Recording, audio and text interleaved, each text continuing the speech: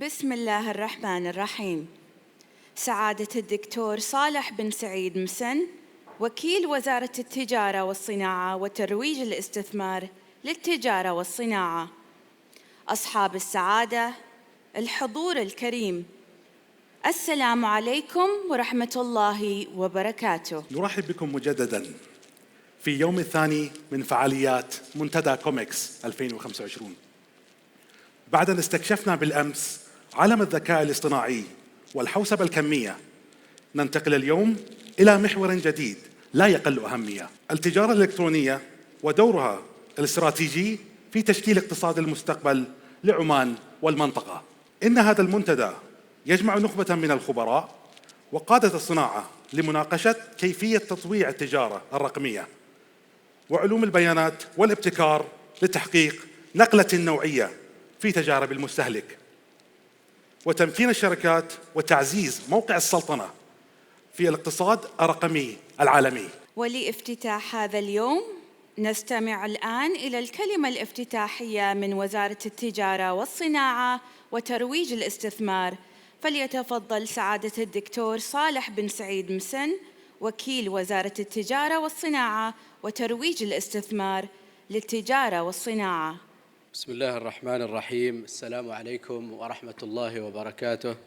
أصحاب السعادة، الحضور الكريم، يسعدني ويشرفني أن أرحب بكم جميعاً في هذا المنتدى الذي ينعقد في ظل مرحلة مفصلية يشهد فيها العالم تحولات اقتصادية متسارعة تقودها التجارة الإلكترونية، والتي باتت رافعة أساسية للنمو وركيزة محورية في بناء اقتصاد المستقبل.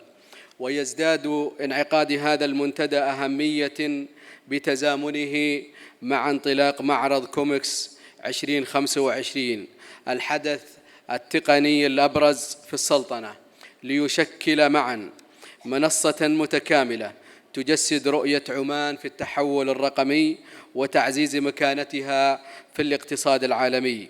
الحضور الكريم، تشير منظمة التجارة العالمية ومؤتمر الأمم المتحدة للتجارة والتنمية الأونكتاد إلى أن التجارة الإلكترونية أصبحت المحرك الأبرز للنمو العالمي، حيث تقدر حجم مبيعاتها بنحو 6.4 تريليون دولار أمريكي في عام 2025، ومن المتوقع أن تتجاوز 83 تريليون دولار بحلول عام 2030، بمعدل نمو سنوي مركب يقدر بمقدار 18%، وهو معدل يفوق بمراحل نمو التجارة التقليدية. هذه الأرقام تؤكد أن مستقبل التجارة عالمياً يتجه بقوة نحو الرقمنة، وأن الاقتصادات الأكثر قدرة على الاستثمار في هذا التحول ستكون الأقدر على المنافسة وصناعة الفرص. الحضور الكريم، إدراكاً من سلطنة عمان لأهمية هذا التحول العالمي، اعتمد مجلس الوزراء عام 2021 الخطة الوطنية للتجارة الإلكترونية 2021-2027، والتي تولت وزارة التجارة والصناعة وترويج الاستثمار مسؤولية قيادتها وتنسيق تنفيذها مع مختلف الجهات الحكومية والخاصة. وقد ارتكزت الخطة على 8 محاور رئيسية، وأثمرت عن إنجازات نوعية ملموسة يمكن تلخيصها في الأرقام التالية: تم إنجاز 75% في محور البنية الأساسية لتقنيات المعلومات والاتصالات، وذلك من خلال وزارة النقل والاتصالات، شمل تطوير مراكز البيانات وتسريع شبكة النطاق العريض. تم إنجاز 90% في محور النقل والخدمات اللوجستية، شمل إنشاء مراكز لوجستية بالمواني والمناطق الحرة، وخفض رسوم تراخيص الطرود، وافتتاح منفذ الربع الخالي مع المملكة العربية السعودية. تم إنجاز 100% في محور المشتريات الإلكترونية عبر نظام التناقص الإلكتروني الموحد للمناقصات الحكومية. تم إنجاز 20% في محور المدفوعات الإلكترونية بدعم البنك المركزي للشركات الناشئة في التكنولوجيا المالية.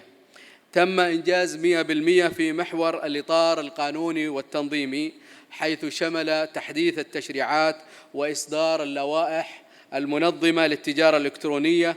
نتج عنه إصدار أكثر من 1767 ترخيصاً للأعمال الإلكترونية وتوثيق 276 متجراً إلكترونياً عبر منصة معروف عمان. تم إنجاز 50% في محور المهارات والتوعية، شمل إدماج التجارة الإلكترونية في المناهج الدراسية وحملات التوعية الوطنية. تم إنجاز 100% في محور تيسير الأعمال مع إطلاق منصة معروف عمان ودعم صناديق الاستثمار التقنية. الحضور الكريم، إن هذه الإنجازات هي إنجازات حكومية لجميع الجهات الحكومية، لم تظل حبيسة الأرقام، بل انعكست على الواقع العملي من خلال نمو الشركات الناشئة في قطاع التجارة الإلكترونية، تعزيز التعمين في مجالات الشحن والتوصيل، رفع مستوى الثقة لدى المستهلك عبر منصة معروف عمان، تكامل البنية التشريعية مع البيئة الرقمية بما يضمن بيئة أعمال عادلة وجاذبة.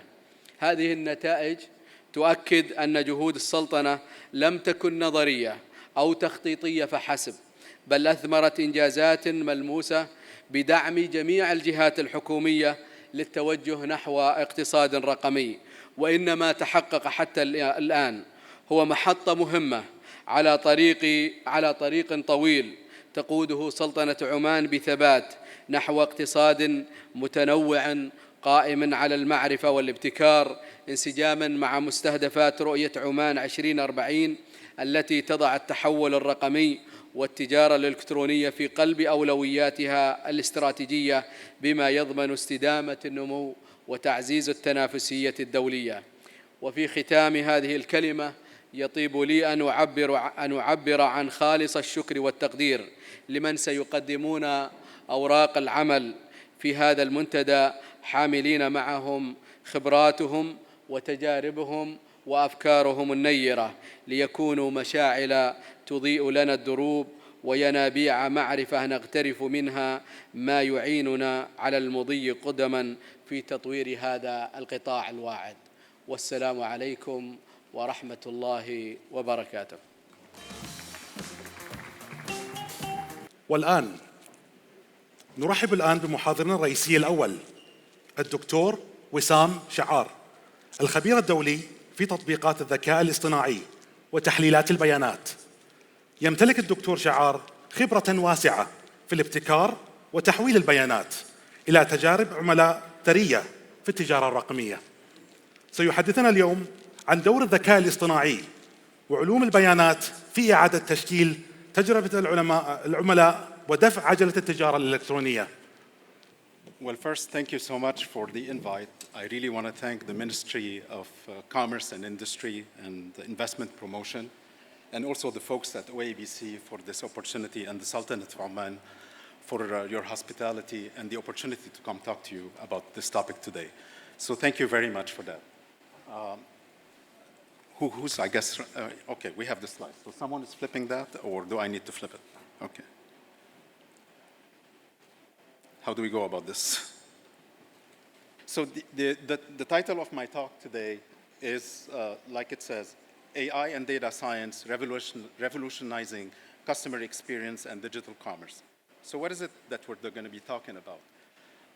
We have an agenda. I'm not going to read for you every bullet point and what the agenda means. However, really, the agenda, when you look at it, it's really divided into three components. The first one is the why AI for customer experience and e-commerce is important. The other points, evolving customer through, in my mind, the impact on business metrics and ROI is the what. And finally, the implementation consideration. How do you go about it and how do you do it correctly? So, why AI for customer experience. Why is that important today?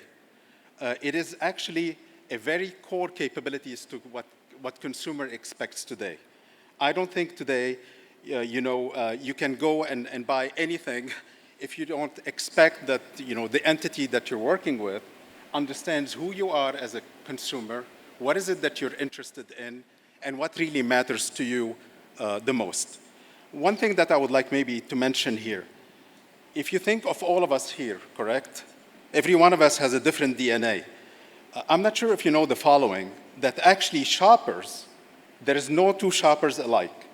If you look at the history of a shopper over a period of time, I don't know, a year typically, there is no two shoppers that behave the same. And the reason that this important fact, this data point that's so crucial, tells you that if you don't have AI and capabilities of digital transformation and capabilities that understand the uniqueness of everyone in this room and what they really care about, then you're going to lose that race versus other companies that had figured out, correct, how to communicate with every person, with every individual, and basically satisfying their expectations. So that's why C-suite leaders, correct, are prioritizing AI, at least in the United States where I come from, and that's really a big thing for companies to stay competitive and to basically also achieve the revenue growth that they expect. One study, just very quickly, that came actually from BCG, from the Boston Consulting Group. This is the 10%.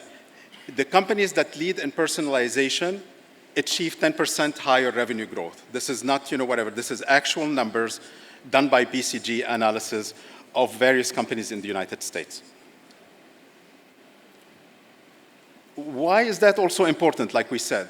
Is that if you think of customer experience today, we have so many channels. You go to your social media, correct? You go to online on your laptop. You may be also driving, talking to your Siri at home, or Alexa, whoever, correct?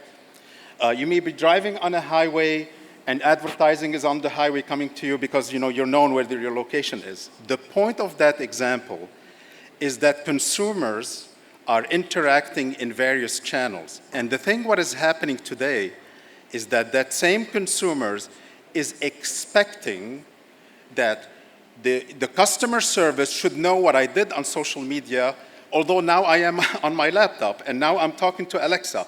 How are you going to tie all these channels together to be able to understand what is it that this consumer need, in which mindset they are, what would resonate with them? So in the previous technology, if you want to call them capabilities that we had, that was very hard to join all these channels and process all this data, the chat data, correct, the comments data, etc. What generative AI allows this integration of those channels and the various communication that the consumer has done across channels to achieve basically the desired outcome. Personalization and recommendation engine. What are recommendation engines? You know recommendation engines, I take it. You all use Amazon, maybe. You go to Amazon, people that, bought this, typically bought that. You have bought these items, maybe you should consider this. It's a nice feature, but do you think this feature really generate money or generate revenue? I will share with you that in Amazon, 1 out of every $3, a third of Amazon's revenue comes from the recommendation engine. A third. So the companies that haven't invested in AI and recommendation engine, and with generative now AI that understand the text, the comments that you're doing in various channels, are really going to lose basically versus the companies that are investing in the space. One other statistics that maybe I will mention, the average order values jump by about 21%. This is the 21% that I have down there when effective recommenders are in place. These are statistics proven via A/B testing and various other ways at various companies.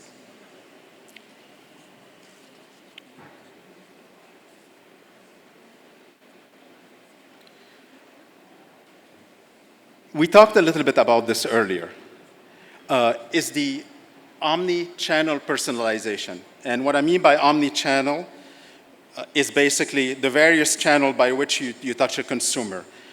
The way retailers and CPGs and various other companies do that, they create what they call an ID graph. So I don't know if the audience knows what's an ID graph. Think of the ID graph as a bridge, as a connection between your loyalty shopper card. I'm not familiar, I apologize, in the Oman market, but in the United States, you have various rewards program, correct? You go to a store, they give you a rewards program. You have your credit card. What happens is an ID graph is created to connect you from your in-store shopper card to your digital device, to your TV, because TV is Wi-Fi enabled, to your radio in your car, to the iPhone or Android, whatever you may have, to all the channels by which a consumer is touched. So imagine that you can have a consumer that you know at every single touch point in their journey. With the old techniques, where people are putting comments on every channel, we couldn't tie and process this data. With AI, now we can do that. And that's why personalization in omni-channel now is really, really possible. The other thing that I was going to say, the advancement in recommender tech now also allows you to basically trust the capabilities of this AI. You might like this because you watched X. This transparency, correct, and this trust that you have with the consumers is important for regulated industries. In the United States, there's quite a bit of regulations on bias, correct, in particular, because you want to make sure that the recommendation that you're making or the suggestion are not biasing one group of people versus other groups of people. And you may have read in the news there have been some instances of that. So these are why the explainability of AI is also important. Why this recommendation happened, what was wrong potentially with the AI, and how we can solve it. So here, about conversational AI, chatbots, and virtual assistants. One thing that actually I was surprised is that people like the virtual assistant and the chatbots. I like them personally because you can get customer service 24/7. That chatbot doesn't take a vacation. If you are the person owning you are the retailer. 80% of the answers are typically for common questions. When you have things like this, where chatbots versus a human in a call center, I'm not sure if you know the differential in pricing. A chatbot costs cents. A person sitting in a call center costs dollars per transaction. Imagine like a couple of cents versus $6. The cost reduction all goes into EBITDA growth for the company. So the efficiency and consistency is that typically the chatbots answer at least 80% of the questions. And furthermore, it allows the companies that adopt that to increase basically their bottom line.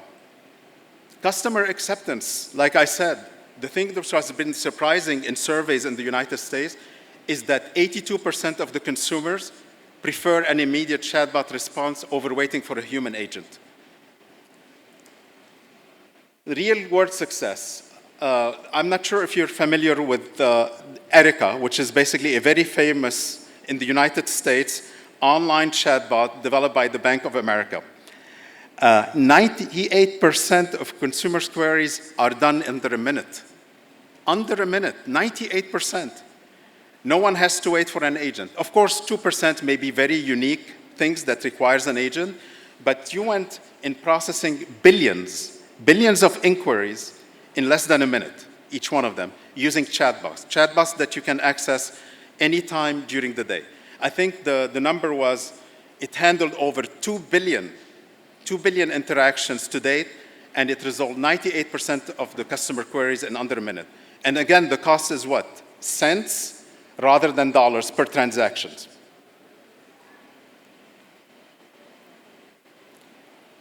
So, the other thing, when we talk about data-driven insight and personalization across the customer journey, I want to go back to this discussion of the ID graph. If you think of the ID graph, think of it like a connection between your devices, your credit cards, your shopper cards. It's basically a graph that knows where you are at any point in time. The 360 customer view that companies do is to take that data that they have, correct, and enrich it with other data assets from other companies. In the United States, there are data markets and data brokers. So you may be, for example, shopping at Kroger, correct, which is a retail, a grocery store in the United States, but at the same time, you may be buying some other stuff from some other company. The way you get that 360 view of consumers before you put the AI on top of it, you join these data assets, of course, under the regular laws and regulations to get that 360 view. The 360 view allows you to have a full view of that consumer at any point in time. What is it that they're communicating? How are perhaps even they're feeling? How would you know how they're feeling? The sentiment, via what perhaps they're typing, correct, via different channels. What is it that they're interested in?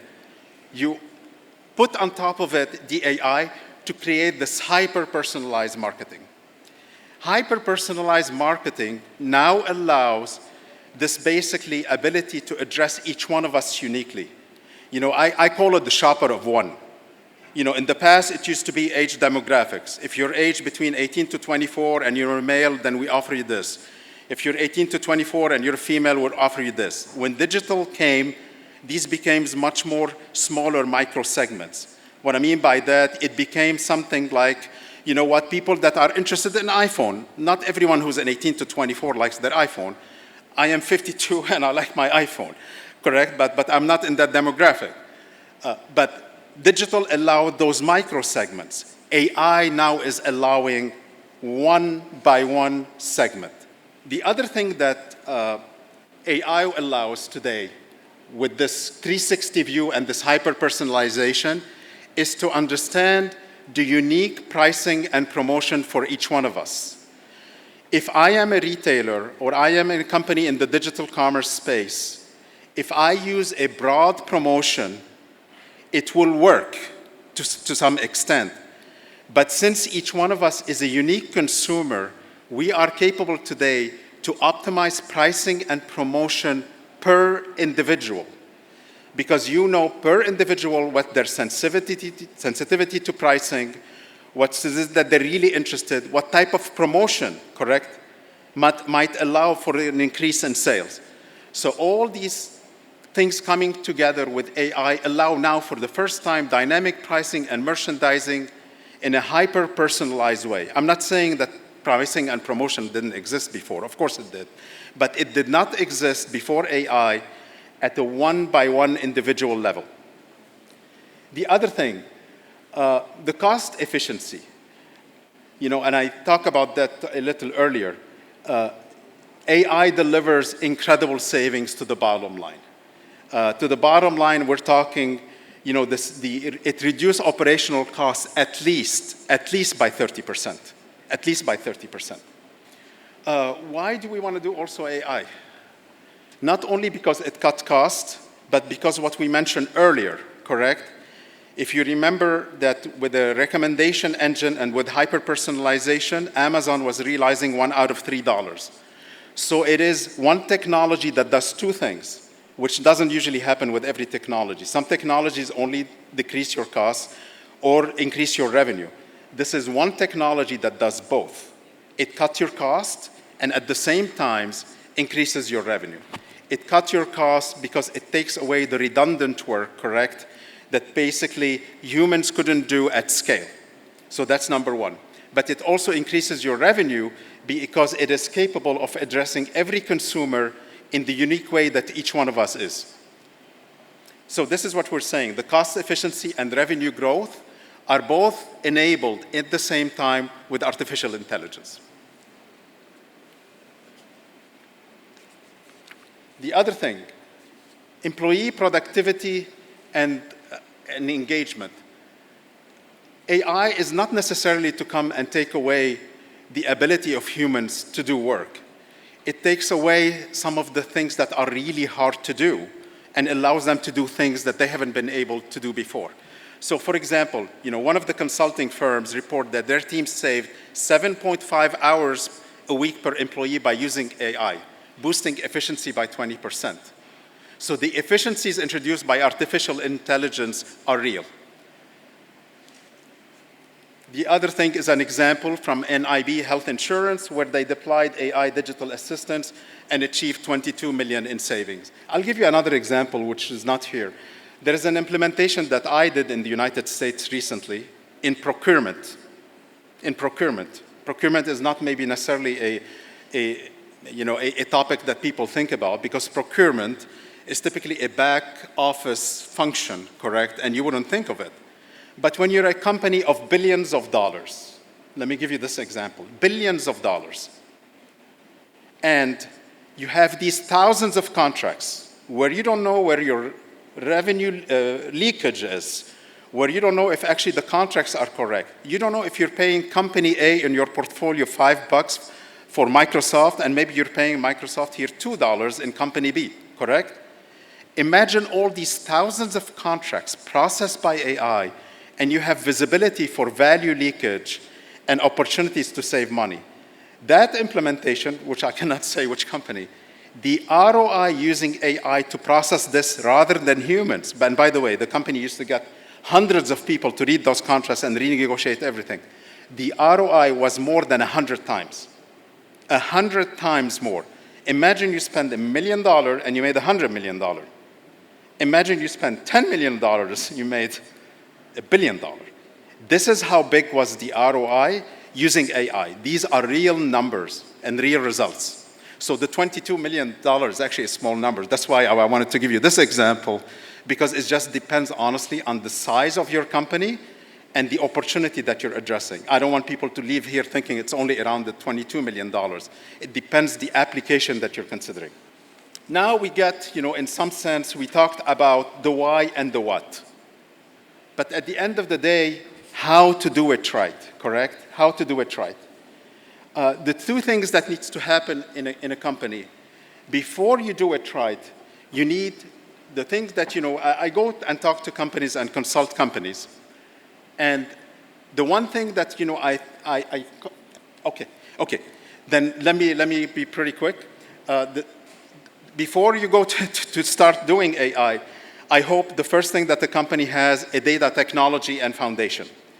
A lot of the companies that I have talked with are mature in their whatever, but there are some companies where they need, honestly, data and technology foundation. Without data, you can't really do the AI, and without an integrated data framework, you cannot do AI. And if you're not on your digital transformation, you're not going to be able to do AI. So that's really what we're talking about in data technology and foundation. The other thing is prepare your company for AI. So talent and change management is really, really important. And basically, getting employee buy-in and training is really important. In any technology that you do, if you don't have change management, you might build it and they don't come. That's why change management is key and supported by the leadership. I understand that I have to wrap up pretty quickly, so I'll do my best. The other thing that we need to do in anything that we do in technology is that it follows ethics, privacy, and governance. Laws are different in different countries. In the United States, certainly, we have to follow whatever is on the book in terms of laws regarding privacy. In Europe, it's the GDPR and various other AI laws that have come. The other thing that I want to iterate is that when you do AI, this is not a one-time thing and then you leave. It's an iterative approach. Technology will evolve. AI is always improving and getting better. So it's not an implementation that you do one time and you leave. And last, AI is a competitive necessity. Those who lag will not actually make it. Start. Start small, but start. Do not start with a project that's 5 years long or 3 years long. Start with a project that is small, a quick win that generates momentum and interest within the company. That's how you start. Start with something small that will generate interest and create a tangible value creation that also will get people excited. Don't go into AI projects that are 2-3 years. Start with a small one, then build on top of it. And then the other thing that I will say, continuous innovation. Generative AI is not the last thing. Other things are coming. I'm pretty sure you heard of agentic AI, but the one thing that I want to leave you, that agentic AI is going to be a story of the past very soon. It's adaptive agentic AI that's coming next. It's when you have population of agentic AIs that adapt and create new agents that are new, that adapted to the situation. So I'll leave you with adaptive agentic AI as is the next thing to do after agentic AI. So with that, thank you.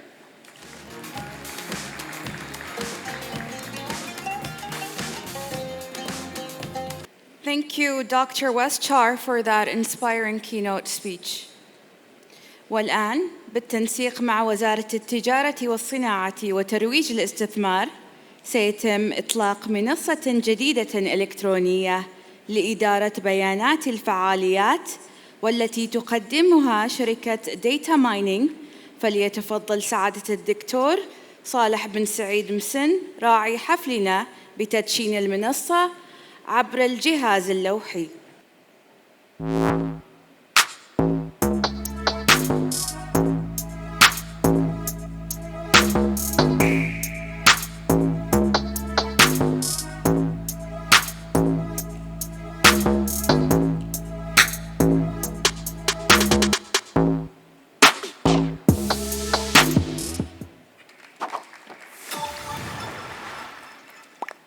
ننتقل الآن إلى جلستنا النقاشية الأولى بعنوان تسريع رؤية عمان 2040 والدور الاستراتيجي للتجارة الإلكترونية والاقتصاد الرقمي. وسيدير هذه الجلسة زميلي علي سوجري.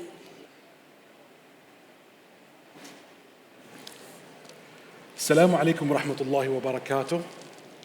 أسعد الله صباحكم جميعاً. أهلا وسهلا بكم في هذه الجلسة الحوارية الأولى ضمن أعمال منتدى التجارة الإلكترونية.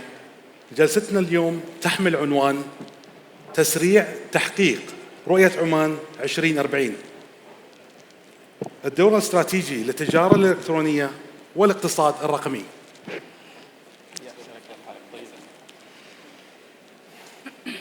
أهلا وسهلا. أهلا وسهلا.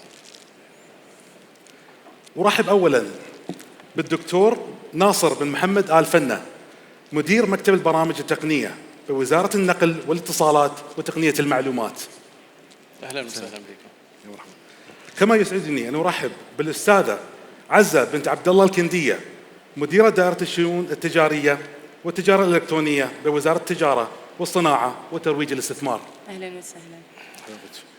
ونرحب كذلك بالأستاذة عليا بنت ناصر الجندل مديرة أولى لقطاع الخدمات البريدية بالهيئة العامة لتنظيم الاتصالات. أهلا وسهلا. أهلا وسهلا. وأخيرا وليس آخرا معنا الأستاذ سالم بن حافظ السالمي مدير بمديرية نظم المدفوعات بالبنك المركزي العماني. أهلا وسهلا بكم جميعا. أهلا وسهلا أستاذ علي. حياكم الله. إنزين، تمهيد قبل النقاش. التجارة الإلكترونية والاقتصاد الرقمي اليوم لم تعد مجرد أدوات مكملة، بل أصبحت ركيزة أساسية لتحقيق النمو الاقتصادي وجذب الاستثمارات وتعزيز تنافسية سلطنة عمان إقليمياً وعالمياً. وفي ظل مستهدفات رؤية عمان 2040 يكتسب موضوعنا اليوم أهمية استثنائية. دكتور ناصر، أهلا وسهلا بك. أهلا وسهلا بكم. ما الدور الاستراتيجي؟ جاهز السؤال؟ ما الدور الاستراتيجي للاقتصاد الرقمي في تعزيز موقع سلطنة عمان إقليمياً وعالمياً؟ وكيف يسهم في تحقيق مستهدفات رؤية عمان 2040؟ شكرا جزيلا على السؤال. طبعا أكيد الجميع ملاحظ حاليا أن التقنيات والجانب الرقمي هو اللي صار يدفع بالاقتصاديات حول العالم. لينظر لأكبر الشركات في العالم ستجدها أغلبها شركات تقنية. طبعا احنا سعدنا بالتوجيه السامي لحضرة صاحب الجلالة السلطان هيثم فيما يخص جعل الاقتصاد الرقمي رافد رئيسي في الاقتصاد الوطني. في عام 2021 سلطنة عمان دشنت البرنامج الوطني للاقتصاد الرقمي، وهذا البرنامج أتى كترجمة للمستهدفات فيما يخص التقنية في رؤية عمان 2040. رؤية عمان 2040 وأكيد الجميع اطلع عليها، تحدد لنا مستهدفات معينة نحتاج نوصل لها بحلول 2040. ولكن مثل هذا البرنامج يعطيك الكيف لتحقيق مثل هذه المستهدفات فيما يخص طبعا الجانب الرقمي.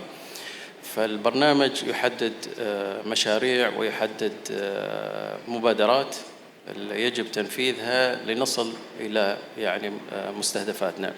البرنامج نفسه يحدد مستهدف بالنسبة لنا أن الاقتصاد الرقمي يصل مساهمته 10% في الناتج المحلي الإجمالي.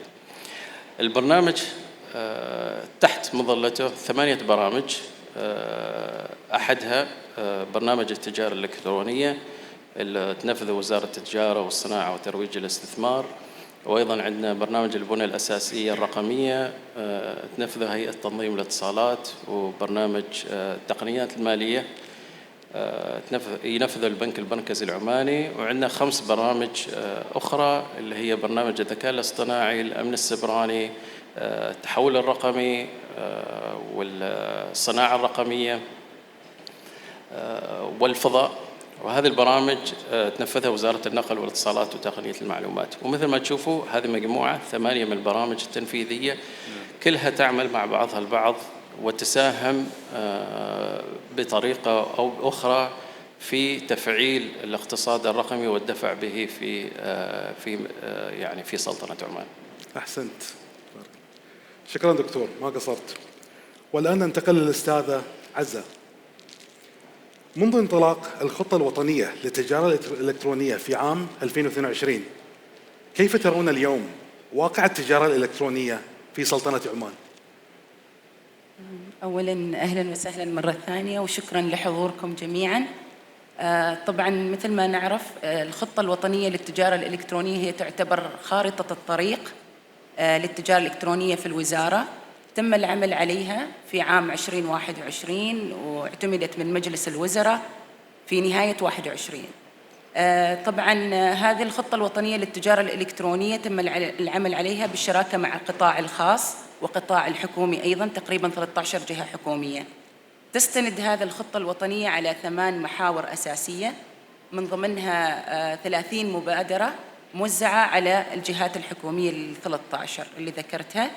طبعاً الخطة هذه من 22 لحد 27 نشتغل عليها، ولله الحمد كملنا اليوم 73% من إنجاز هذا الخطة، طبعاً بالتعاون مع اللي هم شركائنا في القطاع الحكومي وأيضاً في الخاص. بشكل وتم إصدار من خلال هذه الخطة الوطنية لائحة تنظيمية للتجارة الإلكترونية في 23 اللي حالياً هي اللي تنظم، هي اللائحة الوحيدة في السلطنة اللي تنظم قطاع التجارة الإلكترونية. ما شاء الله، جميل. يعني إن شاء الله على 2027 إن شاء الله حتى بإذن الله، وإن شاء الله إذا قدرنا بجهود الوزارات الأخرى أن نخلصها قبل 27 إن شاء الله. الله يوفقكم. شكرا جزيلا. والآن نستمع إلى الأستاذة عليا. شركات البريد والتوصيل تعد المحرك الأساسي لربط التاجر بالمستهلك. ما هي أهم الخطوات التي قامت بها الهيئة لضمان توفر خدمات تساعد في نمو التجارة الإلكترونية؟ أتوقع أغلب الناس لما يفكروا أو يسمعوا عن الخدمات البريدية يعني يطرف بالهم موضوع الرسائل والوثائق بشكل كبير. قطاع الخدمات البريدية بأمانة شهد تطور كبير خلال الفترة الماضية، وعلى وجه الخصوص على النطاق المحلي يعني شهد نمو هائل، خاصة من بعد فترة الجائحة والإغلاقات. فبدأت الناس تعتمد على خدمات البريد والبريد السريع والتوصيل للحصول على السلع أكثر من فقط التراسل بالرسائل أو إرسال الوثائق، خاصة أيضاً مع التحول الرقمي اللي صاير. كثير من الخدمات التراسل أصلاً تحولت إلى خدمات رقمية. فالمحرك الأساسي الآن للخدمات البريدية وخدمات التوصيل أصبحت التجارة الإلكترونية، وأصبحت هي الداعم الكبير للمنصات الإلكترونية محلياً ودولياً. فخلال ال5 سنوات الماضية يعني شهد القطاع القطاع نمو كبير في أعداد البعائث اللي بيتم تداولها على النطاق المحلي. فخلال 5 سنوات كان في نمو 237% في أعداد البعائث اللي بتقوم بتداولها الشركات البريدية المحلية. عشان نضمن إنه في شركات كافية وفي خدمات يعني تستوفي احتياج التجارة الإلكترونية المحلية والدولية، قامت الهيئة بعدة خطوات حتى تضمن وجود هذه الشركات محلياً. حالياً عندنا شركات دولية ومحلية وعدد كبير منها من المؤسسات الصغيرة والمتوسطة. الآن وصلنا تقريباً 86 شركة مرخصة تعمل في قطاع البريد وخدمات التوصيل محلياً، و80% منها تقريباً مؤسسات صغيرة ومتوسطة. أول الخطوات اللي قامت بها الهيئة لضمان دخول الشركات المرخصة هو البحث في التحديات اللي بتواجهها الشركات للدخول في القطاع. وأكبر تحدي كان رسوم الخدمات أو الترخيص البريدي. فقامت الهيئة في 2020 بمراجعة الرسوم وطرح فئة جديدة للشركات المسجلة في هيئة تنمية المؤسسات الصغيرة والمتوسطة عشان نضمن دخولها وإمكانيتها في العمل. فيعني بالتدريج قامت الشركات بالدخول وقامت بالعمل في قطاع التوصيل وتقديم خدمات الميل الأخير، ودعمتها الشركات الدولية أيضاً. الخطوة الأخرى أيضاً قامت الهيئة بمراجعة التشريعات اللي تنظم قطاع الخدمات البريدية وأهمها اللائحة التنفيذية. فمن خلال اللائحة التنفيذية وضعنا عدة التزامات للشركات المرخصة حتى نضمن أنها بتقوم بتقديم الخدمة بالآلية اللي تتناسب مع احتياجات السوق واحتياجات التجارة الإلكترونية المحلية. يعني وضعنا التزامات متعلقة بحماية البيانات، حماية المستهلك، أيضاً تقديم آلية للشكاوي، وأيضاً لحماية المنافسة ما بين الشركات المرخصة. وخطوة أخرى اشتغلنا عليها هو ضمان وجود تغطية للخدمات البريدية لدعم التجارة الإلكترونية، حتى أنه جميع المحافظات أو الولايات بإمكانها الحصول على الخدمات البريدية بشكل كافي. فالآن ارتفع في العام 2020 كان هناك فقط 141 مكتب أو فرع بريدي. في العام 2024 أصبح عندنا 222 فرع بريدي وأيضاً 328 نقطة نفاذ. وهذه كانت إحدى المبادرات اللي قمنا بها، أنه السماح للشركات البريدية أنها تقدم خدماتها من خلال منافذ بريدية مش فقط من خلال المكاتب اللي هي تفتحها. والخطوة الأخيرة أنه ضمننا أنه وجود خدمات تلبي احتياجات التجارة الإلكترونية. صحيح. مثلا خدمات تتماشى مع متطلبات السوق وتكون متنوعة للأفراد وللمؤسسات التجارية أيضا. خطوة طيبة جدا أستاذ عليا، وهذا الشيء أنا أشوفه فعليا حتى موجود في كندا. في كندا الحين عندهم نقاط يعني مثل ما قلت دروب اوف بوينت على قولتهم. بالضبط. ايوه. وايضا نحن ركزنا على وجود التقنيه ايضا في هذه الخدمات، فبندعم حتى تواجد صناديق ذكيه او وسائل اخرى لتقديم خدمه التوصيل للمنتفعين. ما شاء الله، شكرا جزيلا استاذ عليا. والان نتجه للاستاذ سالم. اهلا. يا مرحبا بك. حياك الله. ما هي ابرز الجهود والخطط التي يقودها البنك المركزي لتبسيط وتطوير منظومة المدفوعات الإلكترونية؟ شكرا جزيلا أخ علي على السؤال. طبعا دور البنك المركزي في خدمات الدفع الإلكتروني تندرج من ضمن خطة استراتيجية يقوم بها البنك المركزي كل 5 سنوات. ففي 2017 احنا ارتئينا انه يجب إنشاء بوابة دفع إلكتروني محلية تقوم بمعالجة العمليات التي تتم في المواقع الإلكترونية طبعا الحكومية والخاصة. صحيح. طبعا هذا القرار جاء من اتخذ يعني جراء انه كانت في بوابات دفع إلكترونية سابقة قبل هذا العام 2017 تدار من قبل الشركات العالمية للبطاقات واللي هي الفيزا وماستر كارد. نعم. وطبعا البنوك تستخدمها داخليا محليا، وكانت في عدة شكاوي على هذا الجانب من قبل المستهلكين داخليا، واللي تتمثل في الرسوم العالية اللي يدفعها المستهلكين وطبعا العاملين في هذه البوابات.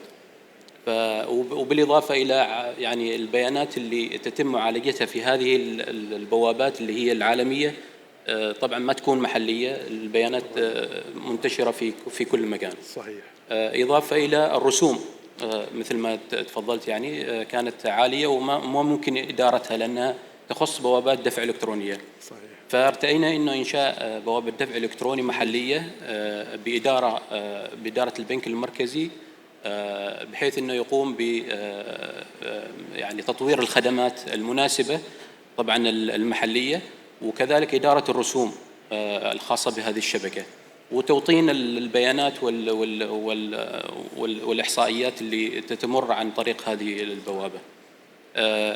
في 2018 بعد 2017 من خلال الإحصائيات وجدنا إنه العمليات وصلت إلى تقريبا 3 ملايين عملية سنويا في 2018. بعد ذلك يعني بعد السنوات في 2024 صار في قفزة كبيرة في العمليات من 3 ملايين إلى تقريبا 50 مليون عملية في السنة في 2024. طبعا هذه العمليات كلها ترتكز، وأظن الكل يلاحظ يعني هذا الشيء، عمليات التجارة الإلكترونية معنية بالشركات الخدمية والمؤسسات الخدمية الحكومية نفس الشيء.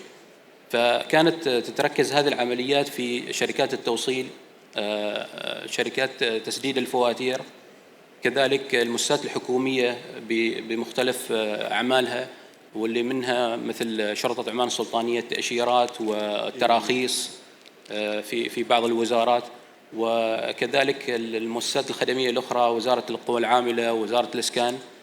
كانت أغلب العمليات ترتكز في هذه البيانات. طبعا في 2024 من خلال الإحصائيات يعني البوابة تقريبا يعني أقصد عمليات الدفع الإلكتروني في التجارة الإلكترونية من خلال الإحصائيات طبعا المحلية والعالمية من خلال بطاقات الخصم المباشر وبطاقات الائتمانية تجاوزت 50 مليون ريال عماني. فهذه نقلة نوعية كبيرة يعني في عملية التجارة الإلكترونية، وطبعا هذا كله جاء من خلال الجهود اللي تقوم بها أغلب المؤسسات في هذا الجانب. الأشياء الأخرى اللي يقوم فيها البنك المركزي نفس الشيء.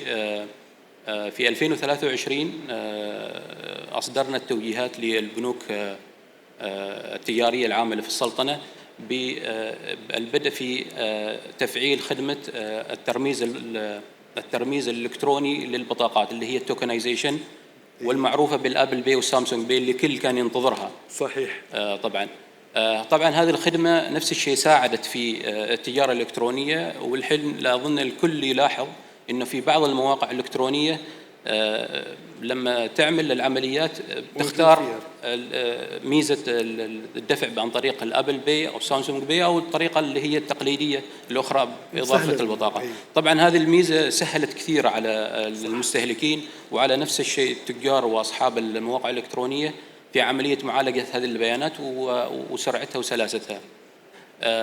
كذلك حاليا من بداية 2025 احنا نعمل على تطوير بوابة الدفع الإلكتروني اللي أنشأناها في ذاك الوقت، بإضافة خدمات أخرى. طبعا يعني من ضمن الخدمات اللي احنا ممكن نضيفها في بوابة الدفع الإلكتروني اللي إن شاء الله اللي بتنطلق يمكن على السنة القادمة بعض الخدمات اللي هي الدفع عن طريق الموبايل باستخدام مسح الرمز الاستجابة السريع اللي هو الQR في بوابة دفع إلكتروني في المواقع الإلكترونية، وكذلك الدفع عن طريق التحويل من حساب لحساب، بالإضافة إلى تحسينات أخرى يعني على هذه البوابات. عذرا على المداخلة، بس يعني هذا الQR كود والبروجرام نفسه راح يكون يعني موجود في عمان، يعني أن البرمجة صايرة في عمان؟ أيوة، ما شاء الله. هو نظام الدفع عن طريق الQR كود نظام مختلف اللي هو الطريق عن طريق الموبايل بيمنت. هذا نظام آخر مساند لنظام اللي هو بوابة دفع إلكتروني، لكن احنا ارتئينا انه ندمج الاثنين بحيث انه يوفر خدمة لبوابة الدفع نفس الشيء، بحيث ان الشخص اللي يبغى يدفع عن طريق تلفونه في المواقع الإلكترونية يقدر يعمل مسح للQR كود هذا اللي يظهر في الموقع الإلكتروني ويدفع بكل سهولة. حاليا ما متوفرة هذه الخدمة.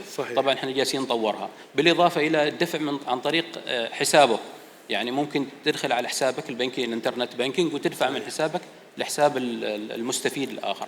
هذا الميزة أنا شايفها موجودة في الباي بال بالكيو ار كود، ولكن طبعا أكيد أنا أفضل أن هذا يكون شيء محلي موجود، يعني أن نحن الناس اللي نستثمر في هالموضوع ونحن اللي نستفيد في النهاية. هو ترى الدفع عن طريق الكيو ار كود حاليا في الموبايل، واللي بنطوره احنا الحين بيكون محلي. طبعا ممتاز. المواصفات مال الكيو ار كود احنا نعملها في البنك المركزي، واحنا يعني نوجه البنوك باستخدام هذه المواصفات. أتمنى لكم كل التوفيق باذن الله. شكرا جزيلا. شكرا لك أستاذ سالم. فالحين عندي سؤال طبعا لكم جميعا. let's start. خلينا نبدأ. اسمحوا لي. من واقع خبراتكم، ما هي المبادرات التي ترون أنها ستسهم بشكل أكبر في تسريع نمو التجارة الإلكترونية ودعم توجه السلطنة نحو اقتصاد رقمي متكامل ينسجم مع رؤية عمان 2040؟ الهدف من هذا أن شو هي المبادرات اللي تشوفونها، المبادرات اللي قاعد تطلع، إن كيف ممكن تساهم في رؤية 2040؟ أنا ممكن أبدأ هذا الموضوع إذا تحبوا. أنا أشوف من أهم المبادرات إنه تفعيل الشراكة ما بين الشركات العاملة في القطاع اللوجستي. يعني في الوقت الراهن عندنا في القطاع اللوجستي شركات مثلا البريدية شغالة في صوب، شركات التوصيل للميل الأخير شغالة بطريقة، التخزين في طريقة أخرى، وشركات النقل الجوي مثلا أو الشحن بشكل عام. فضمان توائم الخدمات اللوجستية مع بعض بصورة منظمة ممكن يدعم التجارة الإلكترونية بشكل كبير، ويدعم الاستثمار في السلطنة في التجارة الإلكترونية. يعني لما الشركات أو المنصات الدولية وأيضا المحلية تعرف أنه في خدمات لوجستية متكاملة ومتوائمة مع بعضها موجودة في السلطنة، بإمكانها أنها تشتغل في القطاع بكل ثقة، وأنها تعرف أنه الخدمات اللي تحتاجها موجودة. وجود هذا التوائم ما بين القطاع اللوجستي ضروري ومهم لضمان هذا تطوير التجارة الإلكترونية. مبادرة أخرى أيضا لتطوير التجارة الإلكترونية محليا هو دعم وتطوير المهارات في قطاع التجارة الإلكترونية وفي الخدمات الرقمية والذكاء الاصطناعي. فحتى أنه على المدى الطويل أنه نقدر نواكب، ومثل ما ذكرت أنه يكون في استثمار محلي في التقنيات هذه، ما يكون اعتمادنا الكلي على التقنيات الخارجية أو المتواجدة خارج السلطنة. شكرا جزيلا. أي حد ثاني؟ تفضل. طبعا أنا أكد هذا الشيء اللي عليها الأخت عليا قالته، أنه القطاع الخاص هو الشريك الأساسي لنا. يعني نأكد دائما، ويمكن نقدر نشوفه حتى اليوم في المنتدى هذا، أنه أولا اشتغلنا على هالمنتدى بالتعاون مع القطاع الخاص. ثانيا بعد الجلسة الثانية من بعدنا نحن بتكون جلسة خاصة للقطاع الخاص اللي هم الشركات العمانية. بأمانة راح نشوف كيف الشركات العمانية ما شاء الله وين وصلت في قطاع التجارة الإلكترونية، وعلى نقدر نقول على قطاعات مختلفة.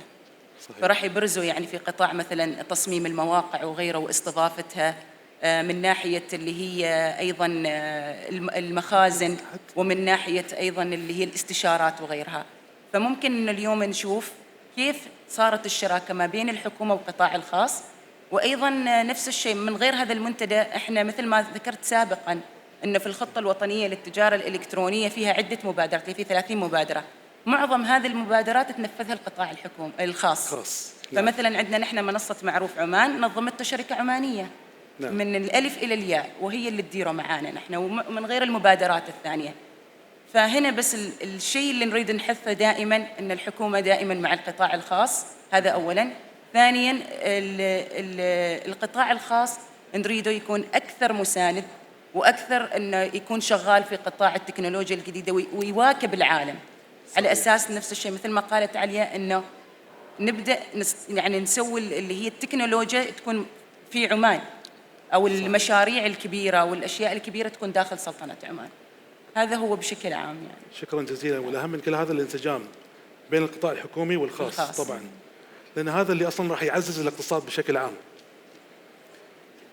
الدكتور يمكن بس أضيف إضافة بسيطة. تفضل. طبعا أأكد على النقاط اللي ذكروها الأخوة الزملاء، كلها نقاط يعني صحيحة ومهمة جدا، خاصة مسألة أنه للجميع له دور. احنا يعني مثل هذه الأمور ما ممكن تمشي أو تتحقق فقط بجهود حكومية، وأيضا إذا كانت جهود قطاع خاص فقط نفس الشيء، وأيضا في جانب الأفراد يقوموا. فهذا عمل تكاملي لنجاح مثل هذه المستهدفات ومثل هذه المشاريع. فيما يخص التجارة الإلكترونية، أحب يعني أضيف نقطة هنا مهمة. نفس الشيء، احنا يوم نتكلم عن التجارة الإلكترونية ترى نتكلم عن يعني استخدام مواقع إلكترونية، المستهلكين يشتروا خدمات أو منتجات عن طريق مواقع إلكترونية. لكن هناك جانب مهم جدا تكاملي مع هذا الجانب، واللي هو التبادل التجاري الإلكتروني. التبادل التجاري الإلكتروني اللي هو يحصل بين الدول وأيضا يحصل بين الشركات. فأيضا هذا الجانب يحتاج إلى يعني يحتاج يكون بطريقة إلكترونية أو رقمية تسهل عمل هذه المنظومة. فهي يعني بالنسبة للشركات ليست فقط مسألة الواجهة اللي أمام الزبون أو المستخدم والبيع عن طريق هذه المنصة، ولكن يحتاج الموضوع يكون متكامل. يعني هذه الشركة في تعاملها مع الشركات الأخرى نفس الشيء تكون بطرق رقمية، وكذلك الأعمال الداخلية اللي تقوم بها بالمؤسسات أيضا لازم تكون بشكل رقمي. وهذا كله يعني يساهم في إنجاح هذا المستهدف. بس دكتور ناصر، تحس ان هل حاليا نحن قاعد نواجه صعوبات الانتجريشن هذا؟ يعني طبعا ما في يعني ما في عمل او انتجريشن ما يواجه تحديات. يعني مثال بسيط واكيد يعني كثير ناس شهدوا عليه، مثلا التحول الرقمي في المؤسسات الحكوميه خاصه. صحيح. تتعامل انت احيانا نظام الكتروني موجود لكن مثلا قديم وما يقدر يتكلم مع النظام الاخر. عندك طبعا مقاومه التغيير، هذا طبعا حقيقه واقعه موجوده، ما بس عندنا احنا، موجوده في حول العالم. الشخص اللي متعود يتعامل مع المعاملات بطريقة معينة وورقية صعب ينتقل إلى الجانب الإلكتروني. فهي مسألة نفس الشيء وعي ونفس الشيء تكاملية، وتحتاج تحديث. ما تقدر تقول أنا عندي نظام وخلاص انتهى. الجميع يعرف أن التقنيات هذه تتغير بشكل دائم، تحتاج إلى تطوير، تحتاج إلى صيانة، والتطوير نفسه أصلا يأخذ وقت. صحيح. مثل ما تفضلت، التوعية، وبعدين عندك التدريب، عندك الموارد اللي موجودة، وايد أشياء. بالفعل بالفعل كلها تحديات وتحتاج عمل يعني. شكرا دكتور. أستاذ سالم تفضل. أنا أضم صوتي صراحة للأخوة اللي سبقوني في هذا الكلام. هو يعني بدون تضافر الجهود وبدون تعاون، وطبعا هذا اللي احنا ارتئينا، يعني احنا كلنا أغلبنا في نعمل في فرق صحيح مشتركة في هذا الجانب يعني. ومن جانب البنك المركزي احنا يعني قمنا في السنوات الماضية فيما يخص طبعا الدفع الإلكتروني وبالتحديد الخدمات الحكومية اللي فيها دفع إلكتروني. قمنا بالتواصل مع أغلب المؤسسات الحكومية، وهذا طبعا يعني دعم لخطة التحول الرقمي والتجارة الإلكترونية نفس الشيء. فكنا نتواصل معهم في هذا الجانب فيما يتعلق بكيف ممكن احنا نساعد في هذا الجانب. طبعا هم خدماتهم اغلبها تقدم عن طريق البنوك التجاريه، لكن احنا ارتئينا ان احنا نخطي خطوه بحيث ان احنا نساعد في هذا الجانب، ونشوف اذا في اي عقبات ممكن احنا نذللها، او ممكن في تطوير معين او في حاجات معينه يعني احنا ما نراها وممكن نطورها. فتواصلنا مع أغلب المؤسسات الحكومية، وعملنا طبعا في كومكس هنا نفس الشيء. في عندنا مقر ونستقبل كثير من يعني الآراء والاقتراحات. كذلك نفس الشيء في المعارض اللي تقام في السلطنة. احنا حاولنا نشتغل مع المنظمين تفعيل خدمات الدفع الإلكتروني. وطبعا أظن الكل لاحظ في السنوات الأخيرة صارت عمليات الدفع الإلكتروني سواء في المعارض، في مثلا في خريف ظفار وفي صلالة، يعني من السنوات الأخيرة صارت عمليات دفع متطورة كثيرة ومتواجدة في أغلب يعني المواقع. فالتعاون يعني والتكامل في هذه الخدمات مهم جدا بصراحة، وما بيصير يعني أي تطوير بدون هذا التعاون، وهذا اللي حاصل حاليا يعني. صحيح أستاذ. هذا الجانب. بارك الله فيك وشكرا لكم جميعا على هذه المساهمات القيمة.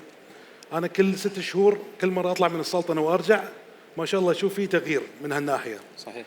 والحمد لله إن شاء الله نكمل على هذا المشوار ونتطور بإذن الله بإذن الله تعالى. وأتوجه بجزيل الشكر مرة أخرى لضيوفنا الكرام على ما قدموه من رؤى ثرية، كما أشكر حضورنا الكريم على اهتمامكم ومتابعتكم. والآن ننتقل إلى بقية فعاليات المنتدى، وشكرا لكم جميعا. شكرا جزيلا.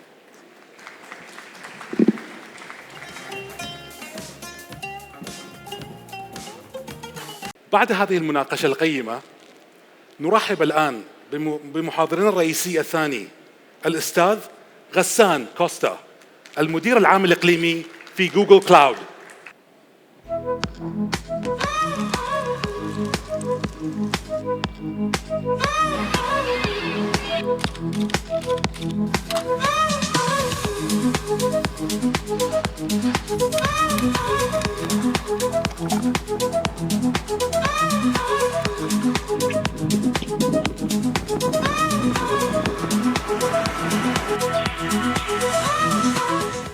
Hello, Oman. I know we are starting now early morning, and I'm really so excited to have this presentation the first time in Oman, in COMEX. So my name is Ghassan Costa. I'm the Regional General Manager for Google Cloud, and so excited and thrilled today to discuss about the latest trends and what we're doing as Google and Google Cloud when it comes to the e-commerce and retail industry. So retailers currently, they are under immense pressure to meet customers and market challenges. And it's all about labor challenges to provide customer experience and better customer service, about the rising cost of goods that is affecting retailers, and it's expected to continue till the coming year. On top of this, consumers don't just want personalized experience anymore. Instead, they want more to cater precise relationship in every interaction with their brands. Here we can discuss about how much there is confidence currently for the consumers with the information, with the relative knowledge, with the relationship they have with the brands. And it's a golden opportunity for retailers to cater precisely and bring excellent service. So how AI can support? AI is teaching us that creativity is not just human, it's structural, emergent, and limitless. And how AI can really significantly transform retail, there are different trends where retail and e-commerce can benefit from AI. We have the agentic AI, the AI agents, where you can think of these like AI assistants that are able to sort out and to solve complex problems. Instead of just answering questions, they can take actions like scheduling appointments, process orders, and even negotiate with suppliers. We can talk also about the next generation, about the adaptive AI. So we have the adaptive agentic AI that can make many agents talk to each other and take decisions and really have the training models work effectively with each consumer on a personalized experience. We can talk also about the assistive search, where AI could help companies and customers quickly find informations across documents, platforms, and many different data sources to improve efficiency and decision making. How retailers, and even on the e-commerce side, you can have a 360 view of your customers to make a difference, to address really and make a business impact to the consumers. It's by having what we call a customer data platform, where you are consolidating all your data from different data sources. It could be, let's say, about when it comes to Google, we have the Google Marketing Engine, we have the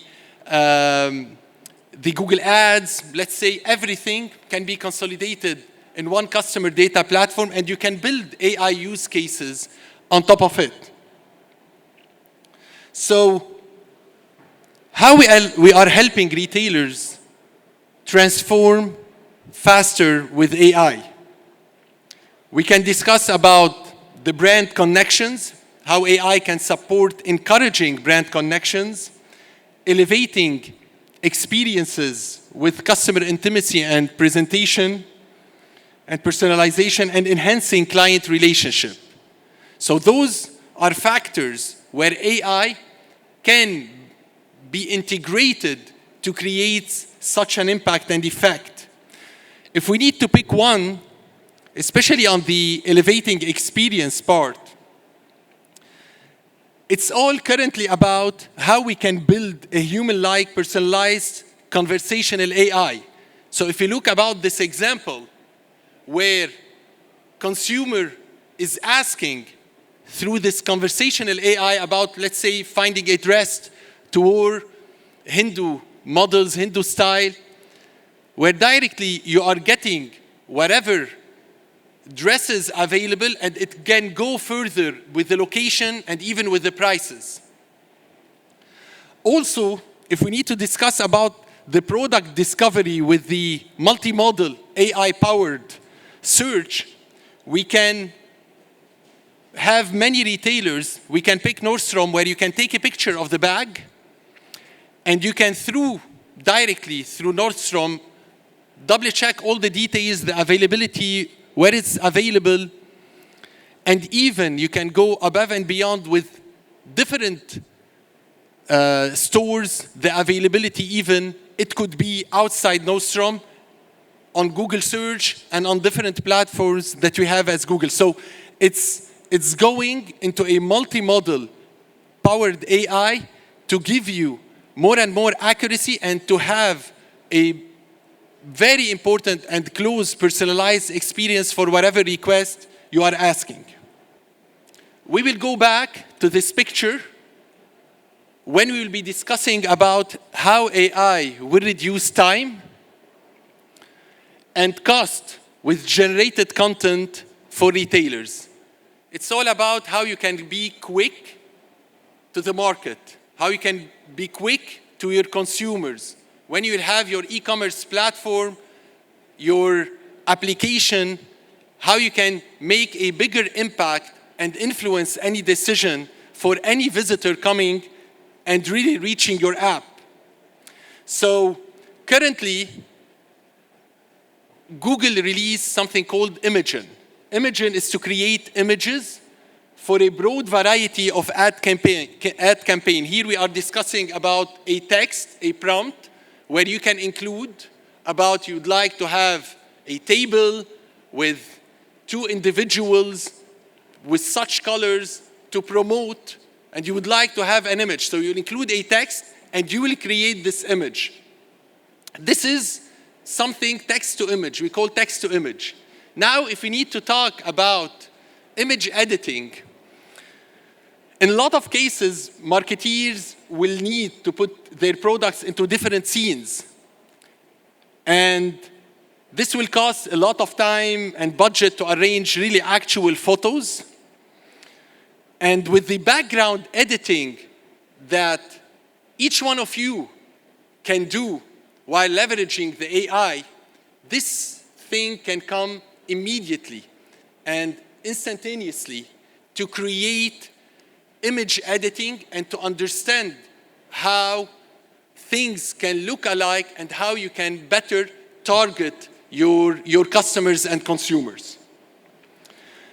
We can talk about appliances also. So it can differ in a lot of different industries.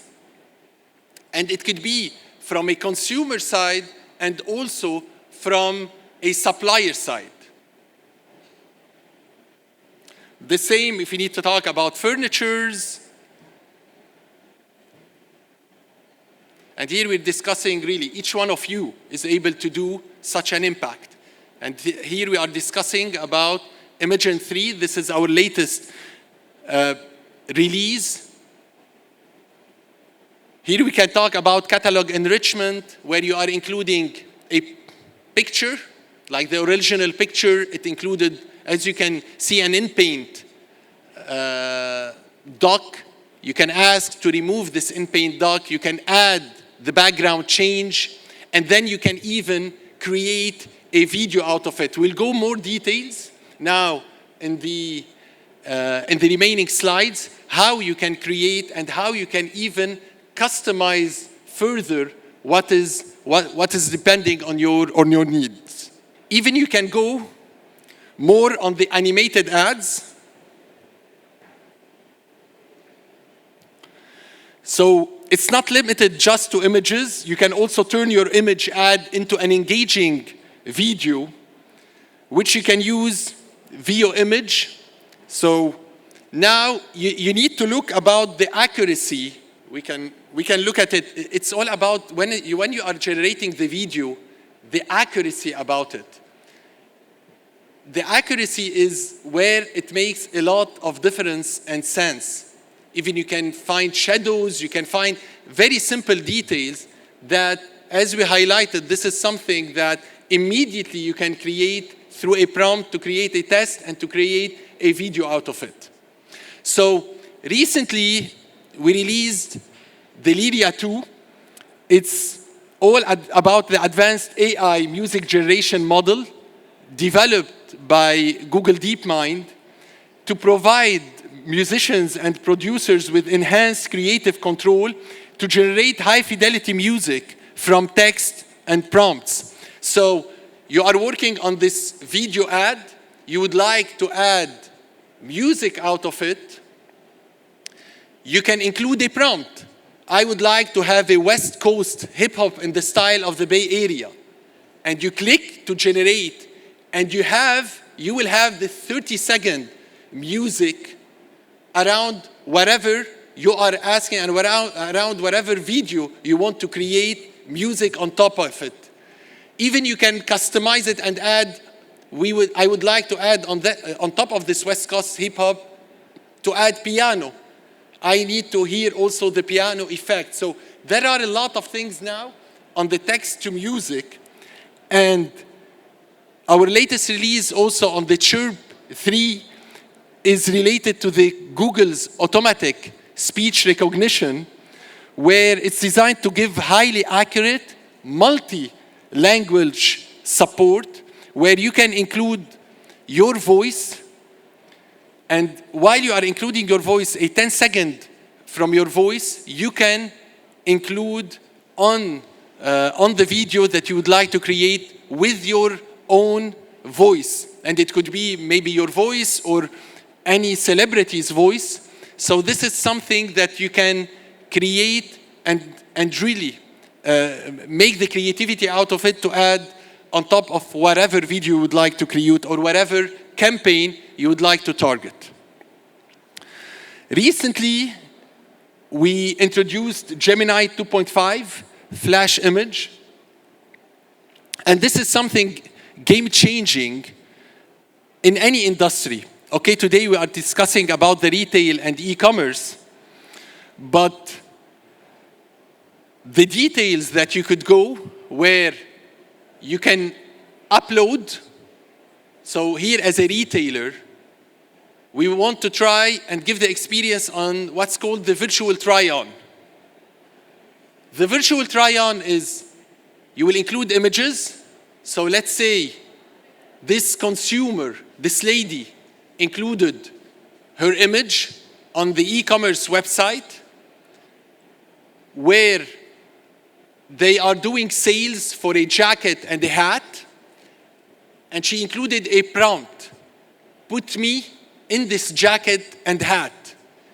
And immediately, this picture will be generated on the app where she, in this case, will double check if this jacket and hat will fit, and she can take an immediate action and purchase online or go to the store. The same goes with different, it's the same model, but with different characters, with different jackets, with shorts. So the virtual try-on is now something that everyone and every retailer is looking forward to give more this personalized experience to their consumers. We can discuss also about the ads. So we have this bag. The consumer will upload this bag and include a prompt, write a text about what he or she needs to generate out of this bag. So here we highlighted, using the reference handbag, create a 3-part Instagram story, a street style shot of a fashionably dressed woman carrying the handbag in Oman. And then you click enter, and this is what you will get. As per the prompt, you would like to have a 3-part Instagram story with the handbag in Oman, and you need to check the details of the image that is generated with all the details. And this is how, from reducing cost and time to market of AI, things can make a difference. We can also discuss about decor and design retailers where you are including, let's say, a chair, the input, your salon picture, and then seamlessly place the orange armchair from the first reference image into the empty corner of the living room. From the second reference image, add a soft realistic shadow on the floor and ensure the chair's lighting matches the ambient light coming from the room's window. Look to the details you are including in this prompt, and then directly you will get this image with the shadows, with all the details requested.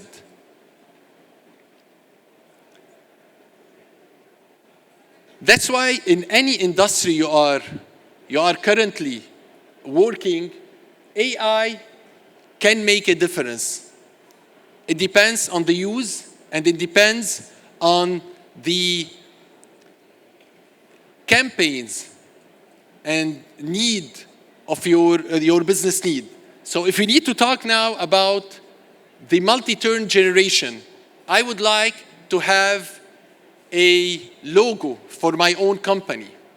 I would like to create a modern logo for a coffee. It's a coffee beanery. It's a coffee shop where, as an MSE, it's a startup. And this coffee shop would like to have their own logo. They can build their own logo the way they would like. So we said the shop called the Daily Grind. This is the output.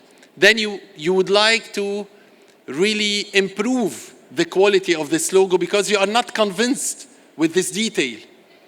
I like it, but make the font more minimalist. And this is what you will get an output. Then the colors, it seems it doesn't look good.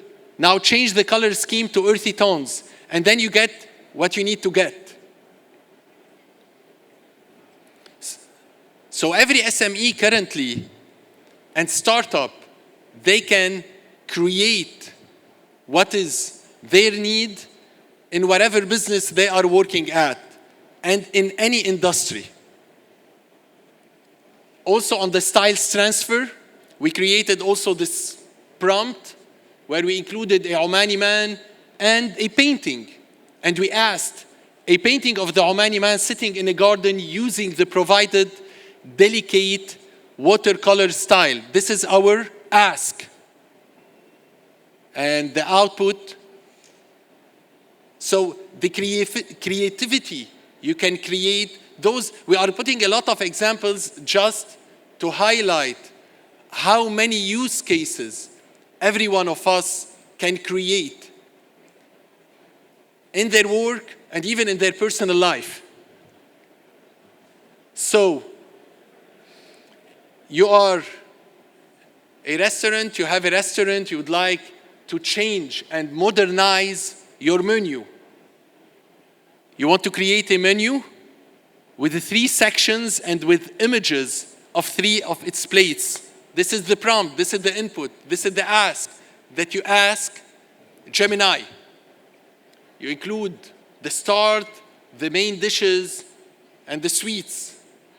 And this is what you'll get.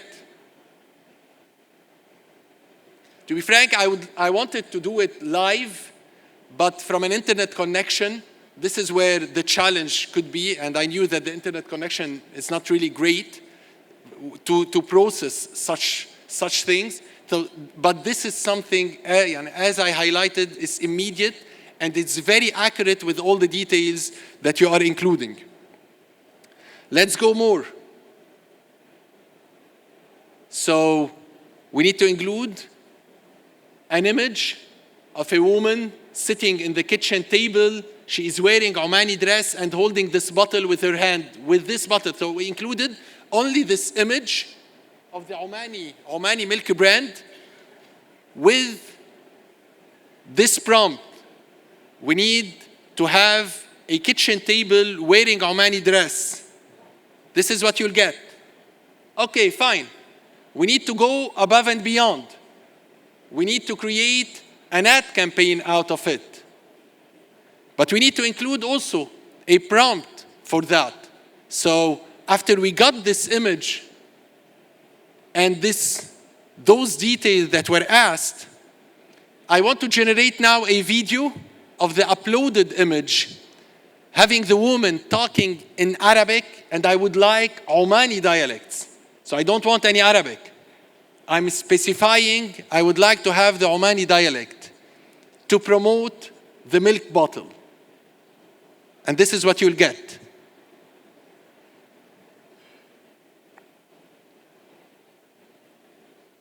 هذا الحليب الطازج صحي ومغذي لجميع أفراد العائلة. جربوه اليوم. I can mention currently a live example that we've been doing recently with the Qatar News Agency in Qatar. So Qatar News Agency, and I have the approval to mention their name, so they wanted to have really news broadcasting that is happening, let's say, at midnight or early morning, and they would like to have it AI generated. So they don't want to have this screen, and they want to have whatever already news happened during the day to make it with an AI avatar, with the Qatari dialect, and highlighting whatever news it's happening. Previously, there were for sure a big team that was handling those things. But currently, we can discuss about one person that is doing the prompt and the changes. And this is making a reduction when it comes to cost and time to market to bring the news to the citizens of Qatar in an instantaneously and in a quick way. So we are talking here about an ads, but we can go also in a lot of different industries as I discussed. So key takeaways.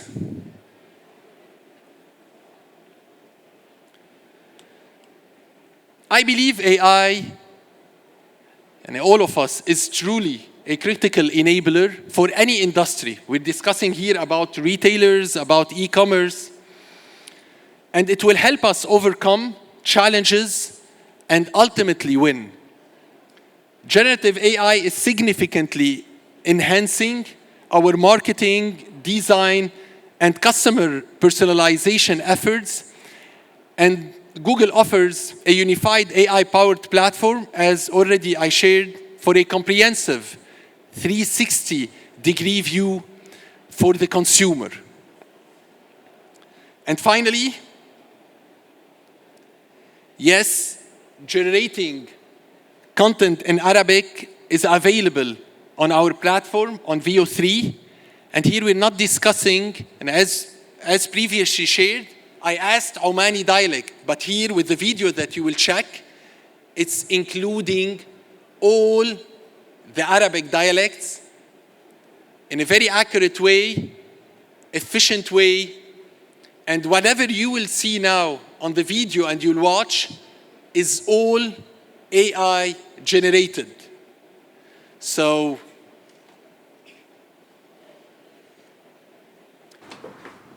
ثانية واحدة ممكن نحكي؟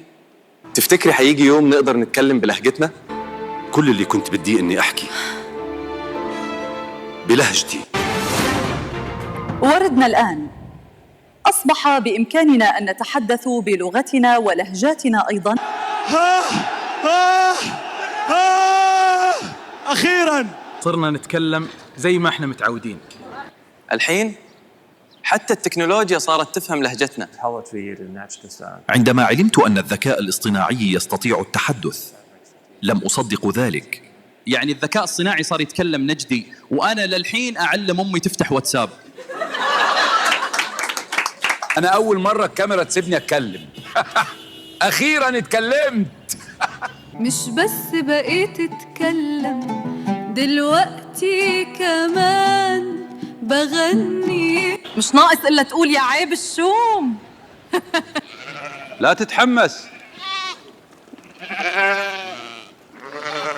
هذولا لسه ما يتكلمون. هلأ صار فينا نحكي. إيه بس نحكي عن شو؟ جيمس say it. أنا جيمس تعلمت أن أتكلم وأنت ماذا تحب أن تقول؟ Thank you so much.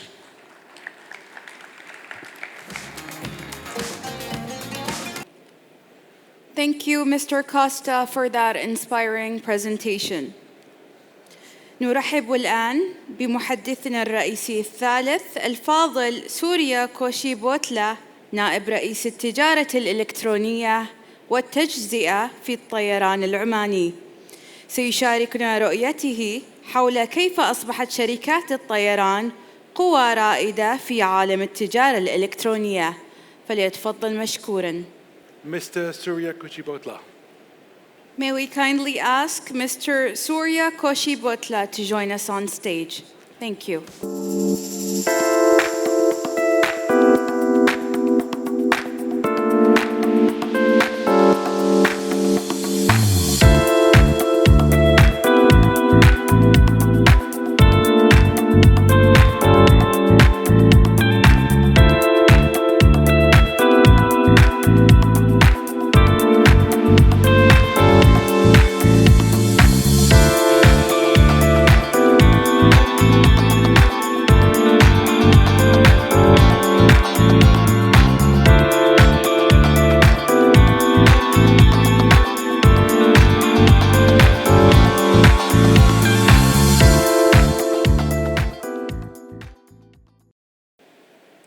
Assalamu alaikum. Good morning.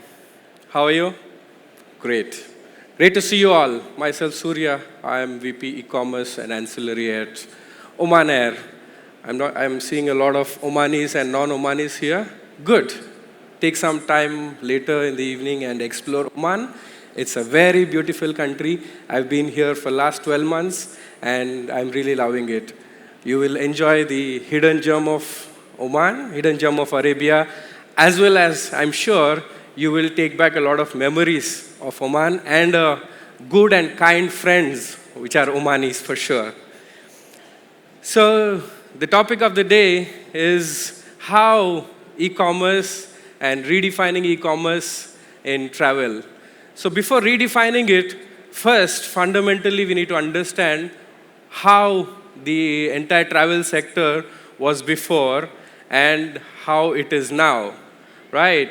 So certainly there is a huge strategy shift between old methodology of how e-commerce in travel is versus the new methodology in e-commerce. The old methodology is just very transactional, selling just flight tickets, that's it, right? You don't really get the value of the customer who is coming online. But the new age is completely different. New age is completely different, the customer is different, the methodology and the expectations of the customer is completely different. Is moving from one-stop shop, from a traditional platform to a one-stop shop.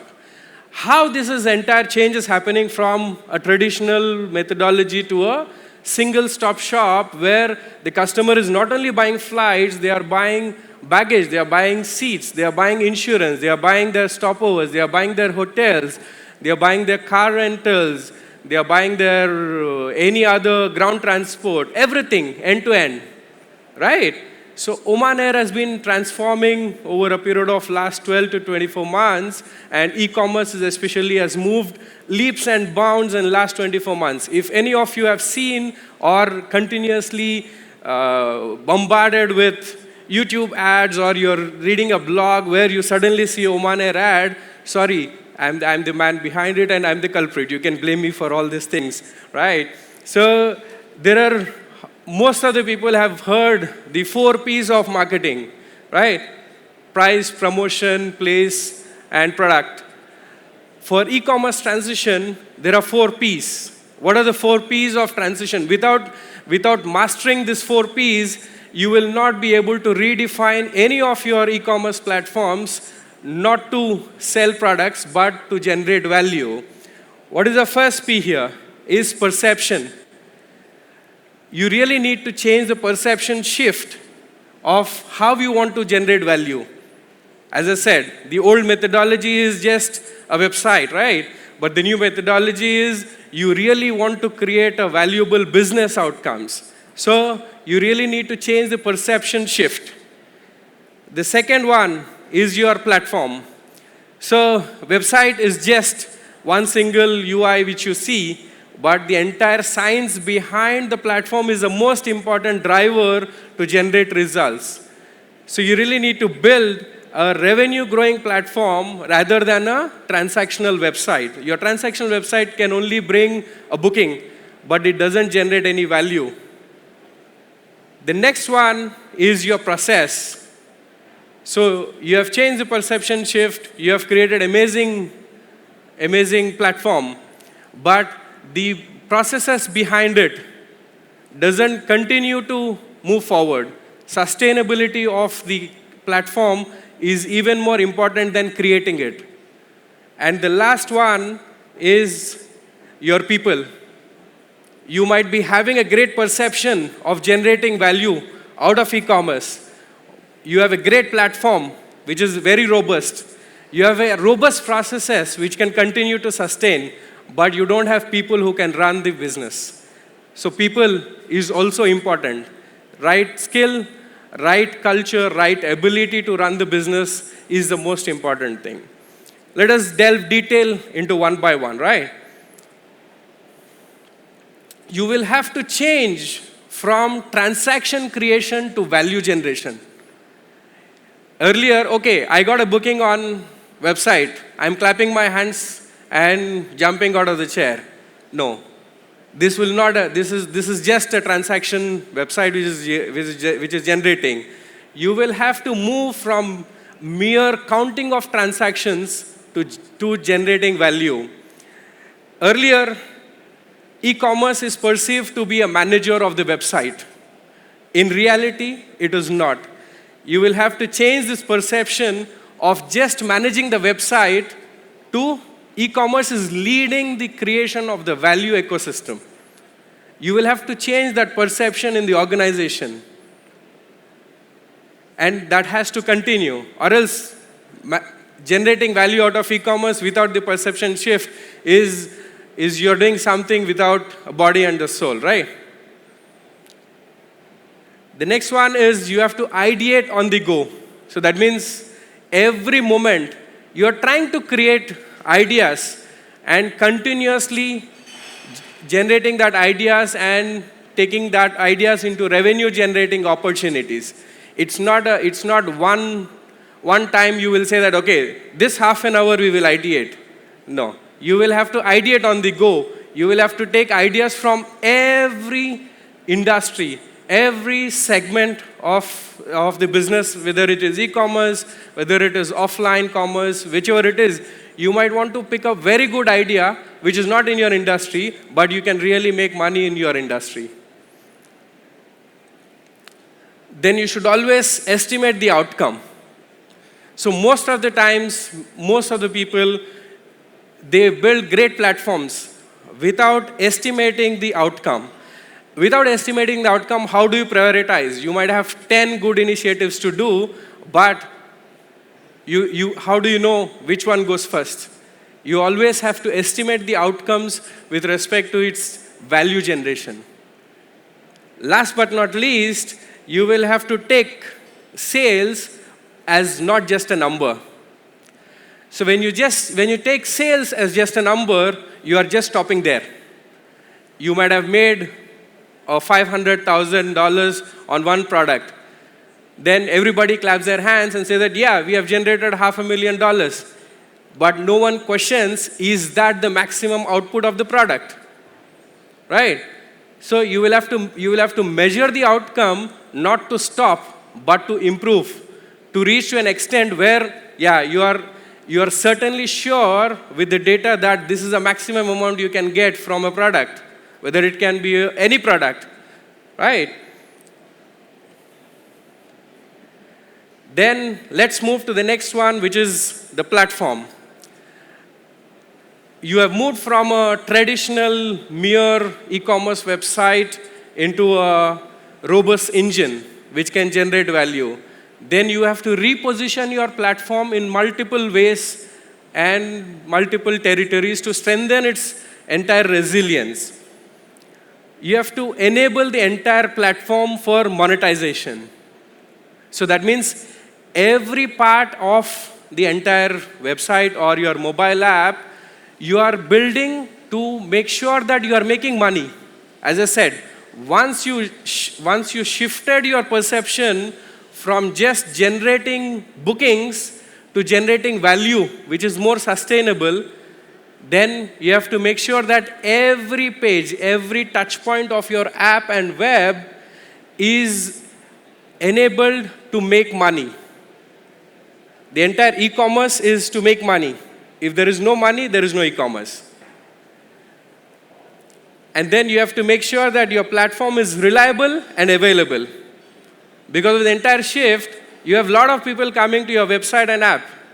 What if your platform is not available? What if your platform is not available and reliable too? So you dump 100,000 users at one go, the platform goes down. So you have to build that extreme resilience, reliability, and availability on the platform. And most importantly is you have to vouch for business continuity and safeguarding.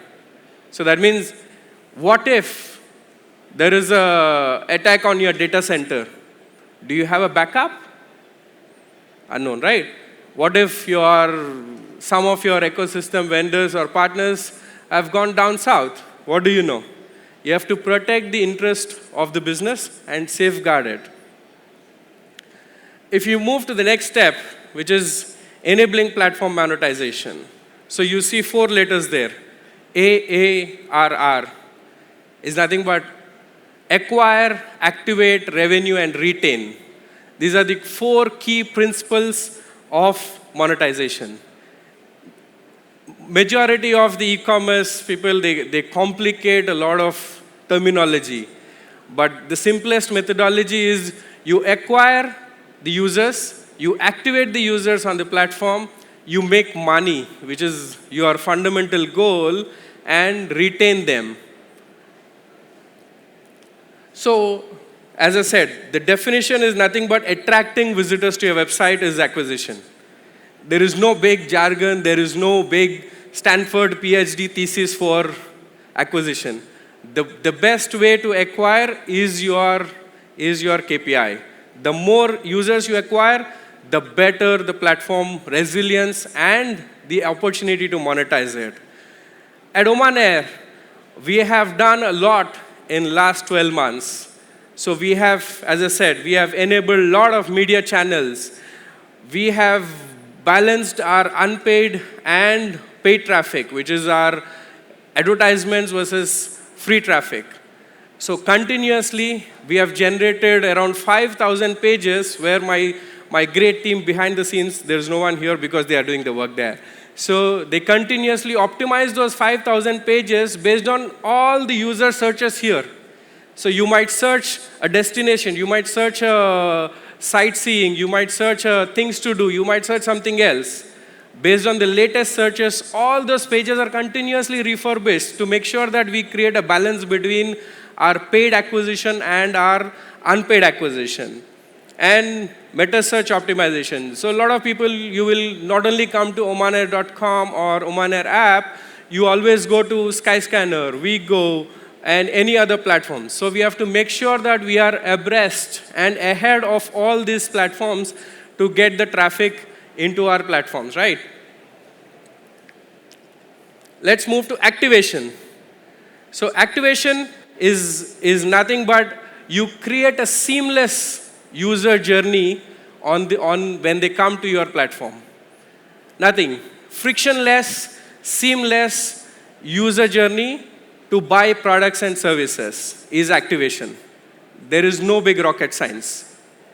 So we have done a lot in last 1 year. If you have seen the entire Oman Air website, app, and the methodology of how we sell products is completely different from what you have seen 12 months ago. So we've done an entire facelift. We have done an entire data ingested, AI-based, user search-based, trending destinations. So that means everything what you do on Oman Air website is personalized based on your persona. So it is not very general. So we have mastered the activation of the user who comes to the platform. Let's go to revenue. So after all this, I will show you an amazing slide where what is the impact of the entire redefining the e-commerce ecosystem at Oman Air. I will leave that to the last. So, as I said, you will have to really prioritize what makes money. End of the day, as I said, you will have 10 priorities in your list, or some people might have 100 priorities in the list. You will have to put a dollar value on its head. Which one makes more money? Yes. If it makes more money, leave everything at the side, pick up the majority revenue drivers. Retention, as I said, retention is creating more opportunities for users to come back to your website and buy website or app to buy products and services. It is 11 times expensive to get a new customer versus retaining an old one. So everyone should have to focus on higher retention and higher acquisition, right? If you acquire more, you will have greater opportunity to retain as well. And we have built a unified customer view to make sure we know who the customer is, why they came, where they came from, what are their reachability channels, what is the best time to reach them. Maybe one of the person is only opening the emails at 7 p.m. What is the point of me sending at 7 a.m.? You will never open, right? So we went to that much granularity of the user profile and the analytics granularity as well. Let me show you a nice video. This is our stopover product, which, as you said, we have prioritized a lot of things which can make money, right?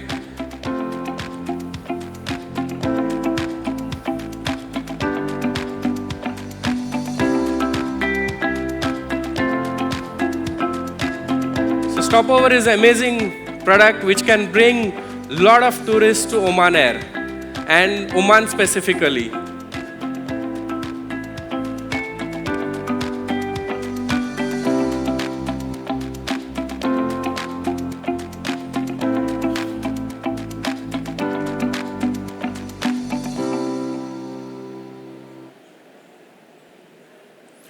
And we have done this amazing stopover product with our great friends in the travel ecosystem, which is Visit Oman. So it's a amazing experience to bring all the relevant travel partners in the ecosystem and build such a nice platform which can bring a lot of visitors to Oman. And as I said, we have built a holidays platform where the USPs of this holidays platform is you do everything on the same platform, and most importantly, when you buy a holiday, you don't need to scramble around talking to hotels, talking to your tour attractions, talking to flights if you want to change. So that means majority of the holidays platform is they sell you a product, but after you sell, you will have to scramble around 10 people to figure out what is happening with your components of the holiday. With our Oman Air Holidays, we have created a single touch point for you for every component of your holidays. Doesn't matter it is flights or hotels or ground components or any other tours and attractions or an excursion to visit Eiffel Tower in Paris, everything is managed in a single point of contact. And we have launched this holidays platform too.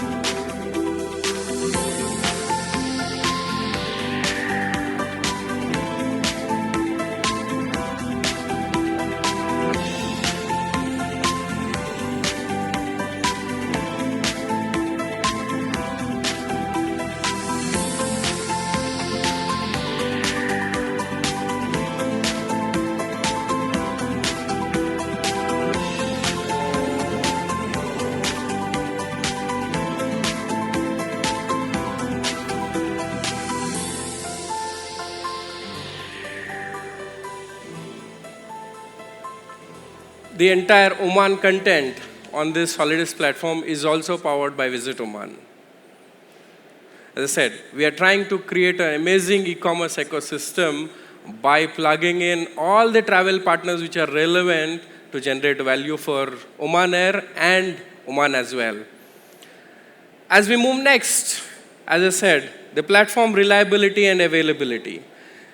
If you really don't monitor your platform availability, you will never know when it is down, which user is actually having a friction, which page has an error. So we have enabled a smart monitoring system which will tell you when the site is up, which page is down, which part of the user is having a friction. Faster performance. I would recall a discussion with my VP IT where he said, Surya, in last 1 year, we have increased our bandwidth by 10x. Okay, I am aiming for 20x by next year. Can we do it? I said, yes. We have increased 10x of bandwidth. That means we have got more users onto the ecosystem, and we have made the entire platform faster than before. And we have created, you have to rationalize your entire cloud infrastructure. You might have multiple environments which is on testing, you might have a pre-production, you might have a production environment. You have to rationalize to create the process where anything you develop goes through the robust process of testing and deployment. And payments. So payments is the most important part for e-commerce. You might bring a great platform, you might bring a great user experience and a user journey where from your homepage until your payment page, everything is amazing. That means you're selling great products, but at the payment, there is a bottleneck. So how do you resolve it? Because every time you enable a payment method, it is a huge development task for the development team who is running this platform. So we have moved from a payment orchestration layer. So that means we will do less work, but our partners in the payment ecosystem does more work to enable. So I'm not in a business of development, right? I'm not an IT company, I'm an airline. So my job is to make money rather than managing the entire development streams. So we have moved to an entire payment orchestration layer where I'm focused on doing my business of making money from an airline rather than humongous development work on payment ecosystem. And you will have to streamline your development process. So as I said, you really need to create an ecosystem of processes such that nothing gets lost, nothing gets not done. Next, if we move to business continuity, you will have to do a sprint-based agile methodology, which is standard, right? So everyone in the organization, whoever is it, whether it is your partners, whether it is your IT teams, whether it is your commercial teams, or whether it is my boss who is paying the bills of entire e-commerce platform, knows that every 2 weeks there is something new happening on the platform, which is enabling either revenue streams or improving customer experience, right? And I know majority of the e-commerce platform, e-commerce teams are used for continuous change requests. Okay? If you really want to change the game and make money, you really need to have an engagement team which is dedicated to you. If you are working on a continuous change request and your team is not fixed, you are not creating an ideology to make money because you are not working with the same people every day. You are working with too many different people depending on the size of the request. Last but not least, you need to have a DR environment. So majority of the people, they say, oh, you know what, our website is working fine, the mobile app is working fine, but no one cares about what if something happens. If your channel share is so high and your e-commerce platform is generating more value, then in grand scheme of things, setting up a DR environment is not very big cost, but majority of the people don't set it up because it is cost. Next, if we move to the third P, which is process.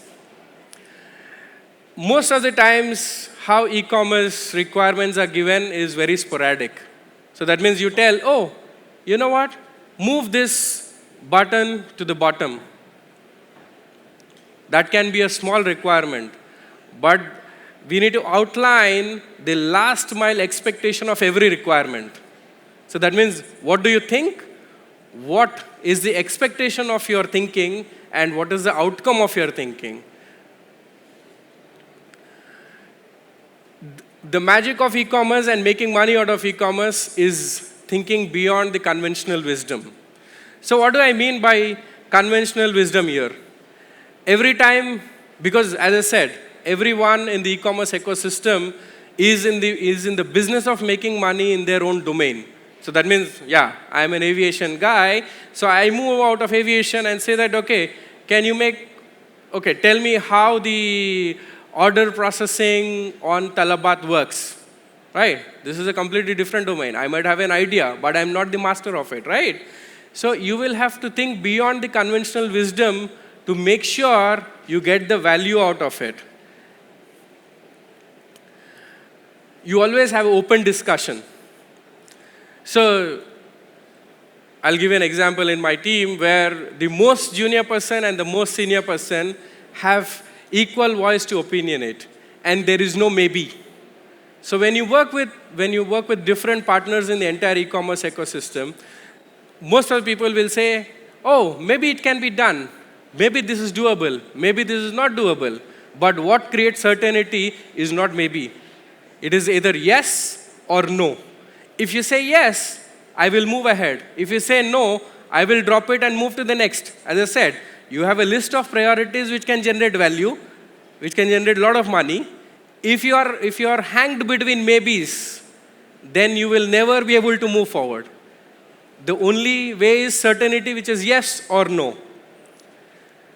Lastly, don't move the flag posts. So this is the most important trait of a successful e-commerce ecosystem, is you should never move your flag post.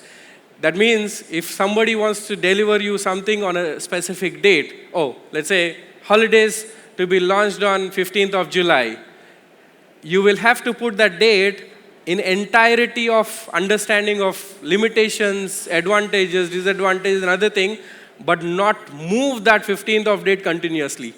In any e-commerce platform development, most of the people are used to that moving the flag post. But success doesn't come when you move the flag post. Success only is coming to you if you adhere to that flag post, saying that, yeah, I am running to that flag post. And what are the advantages of all this strengthening of the processes is your go-to-market is very certain. When your go-to-market is certain, your revenue is certain. Because it is, as I said, it is completely interlinked. If you slip your go-to-market strategy or your go-to-market date, your entire revenue is gone. Lastly, your people. People is the most valuable thing, as I said. Though it is last, it is the most valuable thing here. So you have internal people and external people as well. And I'm proud to say that 80% of my team is Omani. Break the myth of self-helplessness.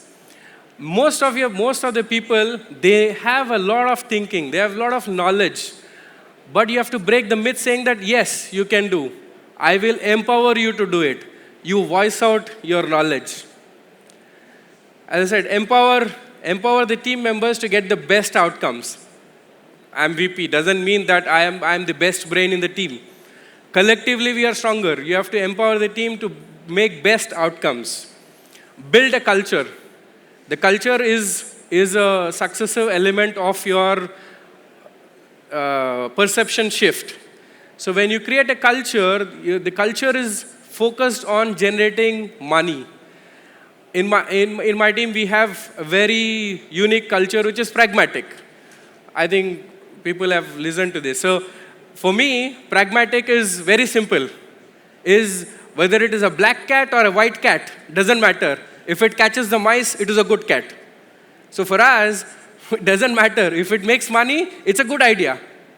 That's how e-commerce works.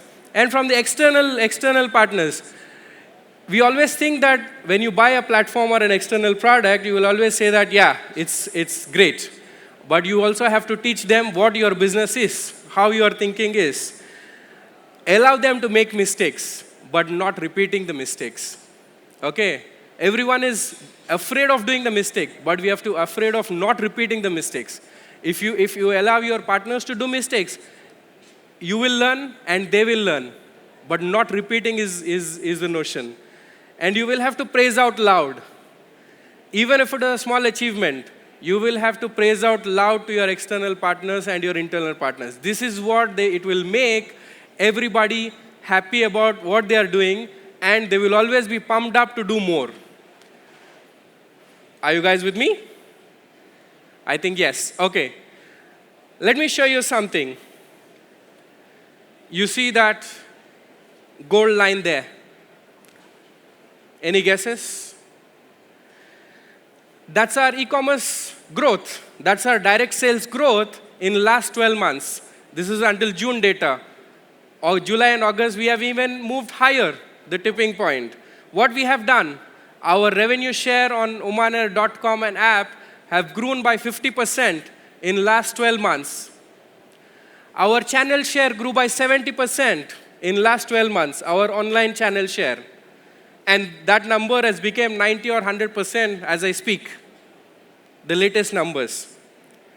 And what is the outcome of direct sales is your cost savings. As I said, if you own the customer directly on your platform, is less cost. I will tell you what is the less cost here, right? Because you are controlling how they are coming to your website, you are controlling what they will buy, you are controlling how they will pay, and you are controlling when you would like them to come back. So you are controlling the entire ecosystem. That means your cost is completely low. So in last 12 months, I don't reveal the number, but we have made significant amount of cost savings by shifting and improving our direct channel shares.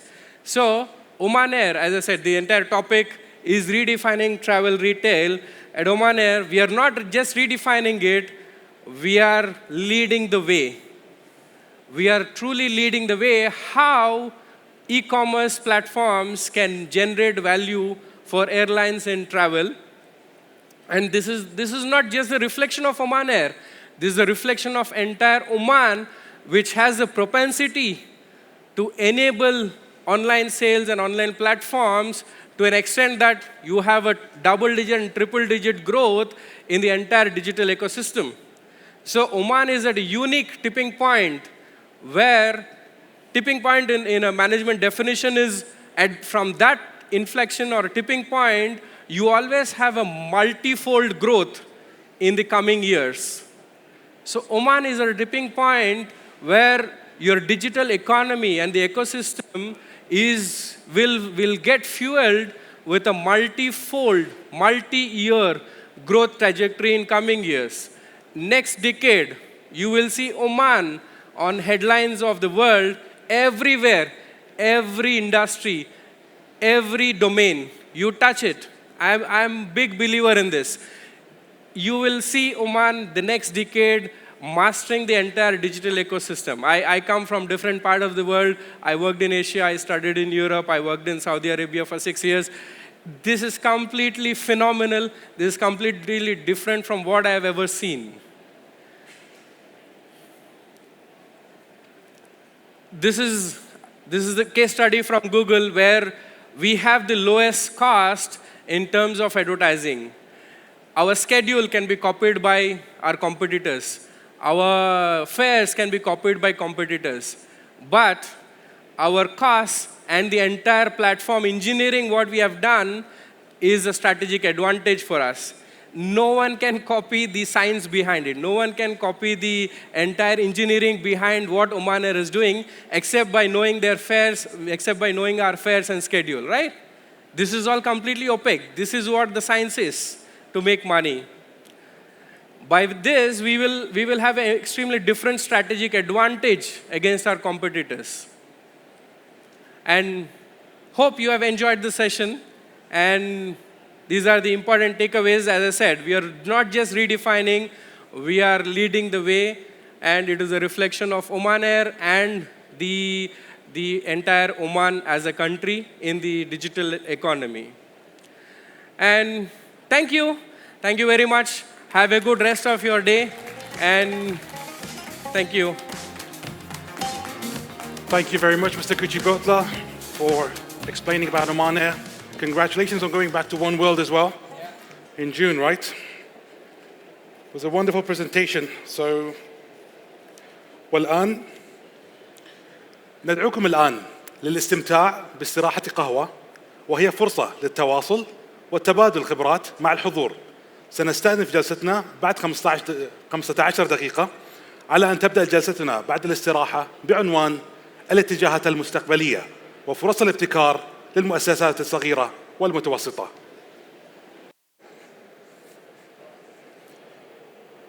أرحب بكم من جديد في جلستنا الحوارية الثانية بعنوان الاتجاهات المستقبلية وفرص الابتكار لرواد الأعمال والشركات الصغيرة والمتوسطة. هذه الجلسة تسلط الضوء على كيفية استفادة الشركات الناشئة ورواد الأعمال من الحلول الرقمية الجديدة، وما هي الفرص والتحديات أمامهم في السوق العماني والإقليمي.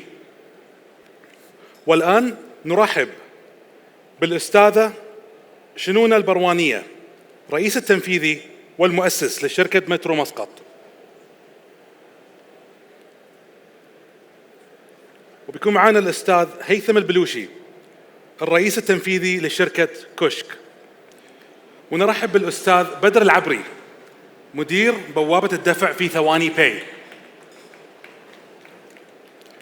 ونرحب في الأستاذ عبد الرحمن الحجي من القرية الهندسية. وأخيراً وليس آخراً الأستاذ علي اللواتي، المؤسس والرئيس التنفيذي للتقنية في كيو باي.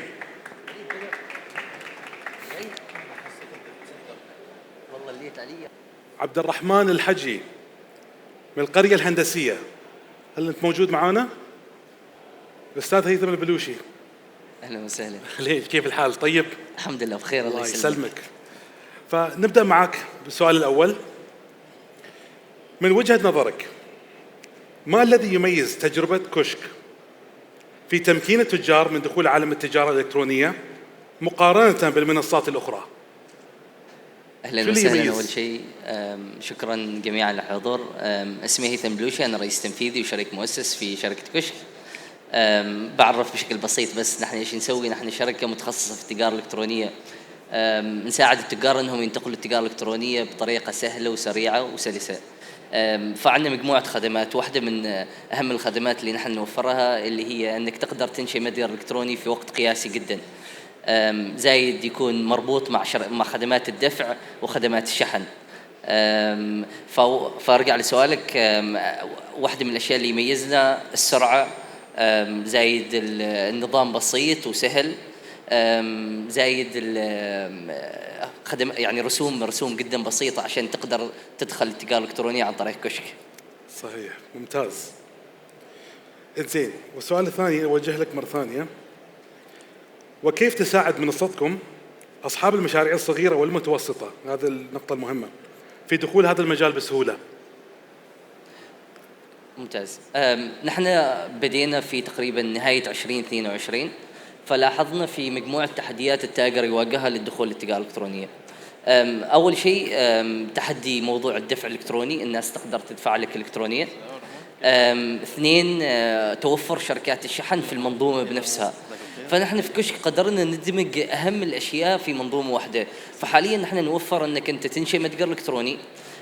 إذا عندك محل أو فيزيكال ستور أنت تحتاج نظام الكاشير، فنحن في كشك نوفر لك نظام الكاشير مربوط بالمتجر الإلكتروني، مربوط مع شركات الشحن وشركات الدفع.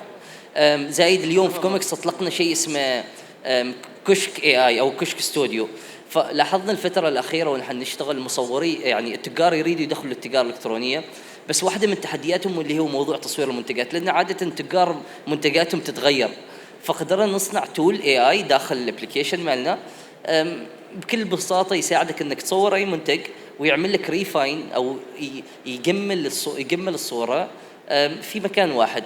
فنحن عندنا مجموعة خدمات في نظام واحد، هذا اللي يخلي التاجر انه بكل سهولة يدخل او كشك يكون خيار مناسب له. جميل. هل هذا تقريبا مثل الاي ار بي سيستم؟ نحن ما اي ار بي سيستم، يعني اصغر من الاي ار بي سيستم، ولكن اهم شيء انه عماني. ايوه، وبسيط وستريت فورورد يعني. جميل. جميل. أشكرك أستاذي. شكرا. والآن ننتقل للأستاذة شنون البروانية. أهلين فيك. برأيك ما أبرز التحديات التي تمنع رواد الأعمال من دخول سوق B2B الغذائي business to business، وكيف يمكن للمنصات الرقمية أن تساعد في تخطي هذه العقبات؟ هو بشكل عام التحدي الكبير اللي موجود في دخول التجارة الإلكترونية إن جنرال هي المنتج. اختيار المنتج له دور كبير إن الواحد يدخل في مجال التجارة الإلكترونية. علشان كذا إحنا أسسنا منصتنا فيها المنتجات، يعني الواحد لما يستلم المنصة يكون المنتج موجود داخلياً. أما عملية التسويق هي التحدي الثاني اللي إحنا نواجهها أو التاجر بشكل عام يواجهها، وهذا نفس الشيء دخلناه من ضمن منصتنا يكون فيها موضوع التسويق. فاختيار المنتج كمواد غذائية هذا يسهل على الواحد يدخل في التجارة الإلكترونية، لأنه كل واحد فينا يريد يأكل، يعني موضوع الغذاء مهم. صحيح. أما المنتجات الثانية اللي هي كثير من إخواننا وخواتنا يعانوا منها، في شركات كبيرة اللي هي already يعني موجودة في السوق بدون ذكر أسماء، فالواحد يقدر يشتري بسرعة. لكن أدخل في التجارة الإلكترونية، وهذا السبب 90% من التجارة الإلكترونية يفشلوا في موضوع اختيار المنتج. ممتاز. وهل السوق هذا مركز، يعني هل أنت مركزة على السوق العماني فقط ولا من ناحية دولية بعد؟ لا، الحين هذا سبب وجودنا إحنا في هذا المعرض، لأنه بعد ما الحمد لله في عمان صرنا أوكي، النية إن إحنا نتجه لخارج عمان، وعملنا مجموعة اجتماعات مثل جوجل، وأبدوا يعني موافقتهم مبدئياً إن هم يتبنوا المشروع يعني من ناحية الذكاء الاصطناعي بحيث إنه تكون معظم الأشياء أوتوميشن بدل ما تكون يدوي، وهذه نقلة نوعية يعني للمنصة بالذات. جميل، أتمنى لك التوفيق يا رب. والآن ننتقل إلى الأستاذ بدر العبري. أهلا. أهلا وسهلا. أهلا فيك. سؤالي إليك، ما هي أبرز الحلول والخدمات التي تقدمها ثواني باي لدعم عمليات الدفع الإلكتروني وتسهيل التجارة الرقمية؟ نعم، شركة ثواني شملت مجموعة من المدفوعات أو الخدمات، عبارة عن مجموعة متكاملة، ومن ضمنها قبول المدفوعات عن طريق المواقع الإلكترونية والتطبيقات، وأيضا التوافق مع في بوابة دفع متوافقة مع البنوك المحلية والبطاقات الدولية العالمية، وأيضا نشر رابط سريع وآمن مباشرة للعميل. أيضا نفس الشيء عندنا أطلقنا الخدمة الأخيرة اللي هي السوفت بوز أو نقاط البيع، نظام نقاط البيع، وهذه آمنة وأسرع عن البوز ماشين. طبعا ما يحتاج أنها تكون عن طريق ماكينة نقاط البيع اللي هي التقليدية، وإنما فقط عن طريق الهاتف. بإمكانك أنت تنزل التطبيق ثواني وتقوم بإجراءات عملية الدفع عن طريق نظام ال NFC، اللي هو ال NFC، مو بس ال QR كود بعد، لأن أيضا نعم من ضمنها ال QR كود. زمان أنا من بديت البرنامج كنت أستخدمه بالفعل، كنت أذكر كان في QR كود أوبشن. في البدايات كانت ال QR كود، والحين حسناها إلى نظام البوز أو السوفت بوز احنا نسميه. وال NFC هذه تدعم الأبل والأندرويد. نعم بالفعل. ممتاز. أشكرك عزيزي، شكرا أستاذي. والآن خلينا نشوف هذا السؤال الثاني. أيوة، هذا بعد مهم، خاصة من ناحية السايبر سيكيورتي ومن ناحية السيفتي. يعني طبعا المعلومات هذه كلها الترانزاكشن، كل ترانزاكشن في له انكريبشن معين، فكيف تضمنون أعلى المعايير الأمان والموثوقية في التعامل في هذه المعاملات؟ هذا السؤال الكثير يعني واجهنا بشكل تقريبا أسبوعي أو يومي. طبعا ثواني لديه العديد من المعايير، ممكن أن ألخصها في عدة نقاط. من ضمنها المعايير، اعتمدنا معايير الأمان العالمية مثل الBCI DSS لحماية البيانات البطاقات، وأيضا استخدمنا تقنيات التشفير الانكريبشن لحماية البيانات أيضا، وأيضا فعلنا أو اعتمدنا في النظام استخدام البري اوثنتيكيشن أو المطابقة الثنائية تو فاكتور اوثنتيكيشن أيضا لتعزيز الأمان العالي. ومن أهمها قد يكون أنها نلخصها بشكل كبير. ثواني التزمت بتوجيهات ورقابة البنك المركزي العماني لضمان الشفافية والثقة. ممتاز. وهذه الشبكات أو السيرفرز موجودة في عمان؟ أكيد نعم. جميل جدا. نعم. أشكرك أستاذ بدر العبري. والآن ننتقل إلى الأستاذ عبد الرحمن الحجي. أهلا وسهلا بك. من واقع خبرتك أستاذ عبد الرحمن، ما الأسباب التي دفعتك لاختيار مجال التجارة الإلكترونية، وما أبرز الفرص التي تراها في السوق العماني؟ نعم، بسم الله والصلاة والسلام على رسول الله. في البداية أعتذر جميعا عن التأخر. حقيقة الأمر لعل يمكن بتكون تجربتي مختلفة عن بقية الحضور الكريم هنا، كلهم عندهم أصحاب منصات وأصحاب مثل ما يقال أعمال، بس أنا بدأت مثل الحضور. لعلي بتكلم وإيش المجال، ليش بالذات اخترت التجارة الإلكترونية كتجربة حقيقية أو تجربة ميدانية. فلاحظت إنه أغلب الناس اللي موجودين أو الشباب اللي موجودين معنا هم موظفين، وغالبا داخلين في القطاع الخاص أو القطاع العام، في بحث عن مصدر دخل إضافي. وأيضا نفس الحالة نمنشن هنا الباحثين عن عمل، كلهم يريدوا مثلا مصادر دخل إضافية، بحيث أنه هذه المصادر تغذيهم وتعطيهم شيء من الكماليات أو جانب يوصلوا للمرحلة مثل ما يقال يغذي كمالياتهم. فبحثت عن يعني مصادر كثيرة للمال تتوائم مع العمل نفسه، إن أنا أشتغل في فترة صباحية والفترة المسائية أكون متفرغ بعض الشيء، ولكن مشاويري حقيقة كثيرة، يعني سيرات وجيات، فما يناسبني أني أكون موجود في مكتب أو في مكان معين. فلذلك فرست الخيارات الواردة، ولاحظت أنه بعضهن مثلا اللي هو السيرفيس اللي احنا نسميها مايكرو سيرفيس أو الخدمات المصغرة، هذه جزء من مصادر الدخل الإضافية تعتبر جيدة لأصحاب اللي يشتغلوا في مكان معين ويريدوا يزيدوا مصادر دخلهم، بس ما مناسبة للأشخاص اللي كثيري التنقل. فأنا كثير التنقل قلت لازم أحصل على مصدر دخل إضافي يكون وين ما أكون، في المكان اللي أنا أكون موجود فيه يكون موجود معي. فويش التول اللي دائما متوفر مع الشخص؟ هو الهاتف. بالضبط. لذلك ركزت على موضوع التجارة الإلكترونية، وشفتها إنه بالفعل هو المجال الأنسب. والتجارة بشكل عام تعتبر هي المصدر الأساسي للمال، 19 الرزق في التجارة بما صح عن الحديث. فداموا أن التجارة هو الأساس، إذا التجارة إلكترونية صارت بدل لا تكون فيزيكال صارت إلكترونية. وسبحان الله من بعد ما قررت هذا القرار صار أنه التجارة الإلكترونية يعتبر كل همي. فكل فترة المسائية لما أخلص كنت من العمل، كوني موجود في القرية الهندسية وعندي شركة مجال أيضا تكنولوجيا، فكل همي صار التجارة الإلكترونية. أصبحت يعني أحضر كل منتديات التجارة الإلكترونية، أي شيء له علاقة بالتجارة الإلكترونية، وأقرب تجربة بالفعل فعلية.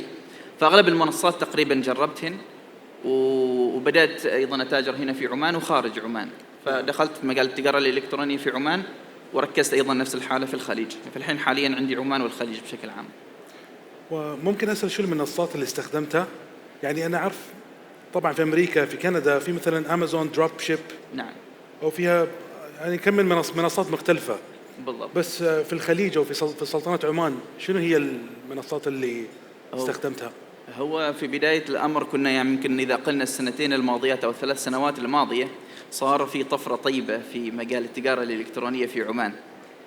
سابقا كان للأسف الشديد لا زال الأمر ما في وعي كبير في المجال، لكن السنتين الماضية ما شاء الله صار منصات كثيرة طلعت معنا، وأمثالها اللي موجودين معنا بداية من الأستاذ شنونة البرواني مركز على مجال التجارة الإلكترونية أو الدروب شوبينج في مجال الأغذية. صحيح. ويعتبر هو بند أساسي لكل تاجر، يعني التاجر لما يشوف الاحتياج قبل لا يشوف وإيش هو يريد. لأنه بعض الأحيان إحنا كتجار نحب إنه مثلا إن نقدم خدمة معينة، لكن الخدمة ما طالب لنا السوق، فما فيها مصادر مالية، يعني ما بتغذيك ماليا. لذلك ركز على الأشياء الأساسية اللي بالفعل تجيب تغذية مالية، ومن ضمنها مجال الأغذية، فيعتبر شيء جدا طيب وشيء أساسي، وأتوقع هي المنصة الوحيدة في مجال الأغذية في عمان.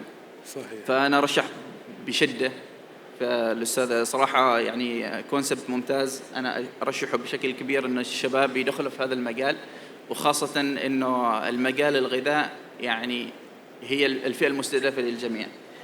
عندك منصة أخرى ثانية اسمها مخازن دروب شوبينج أيضا، فلها علاقة بمجال تريدينج في مجال غير الغذاء، العناية الشخصية وأيضا مواد التجميل والمواد الأخرى الثانية. هذه أيضا منصة. أيضا المنصات الأخرى اللي أيضا كمنصة عامة للمتاجر، مثلا كشك، عندك توسع، عندك كثير يعني ممكن ما يسع الحديث الحوار فيها إن شاء الله. يعتبروا هب موسوعة يعني هذه لوايد شركات، حتى لو شركات صغيرة حابة تدخل المجال. نعم. ممكن تستغل يعني الأوبشنز اللي موجودة في السوق. بالضبط. وممكن التعاون أيضا بعض الأحيان، يعني ما تعيد العقلة من جديد، يعني التكامل. أنا أحب دائما التكامل أو التعاونية، اصنع حاجة يعني السوق محتاجينها، ما تكرر شيء جديد أو شيء موجود. هي التنافسية ما توصل بعيد مثل ما يقال. صحيح. شكرا أستاذ عبد الرحمن. الله يعطيك العافية. والآن ننتقل إلى أستاذ علي اللواتي. أستاذ علي اللواتي، السؤال الأول يقول: خدمة اشتري الآن وادفع لاحقا، buy now pay later، صحيح، أصبحت اتجاها عالميا. كيف ترون دور كيو باي في تعزيز النمو الاقتصادي والدعم التنمية المستدامة في عمان؟ السلام عليكم. الكيو بي هي عبارة ادفعان اشتري الآن وادفع لاحقا، ودورنا في التجارة الإلكترونية كبير جدا كتطبيق مربوط مع معظم الشركات اللي بالتجارة الإلكترونية.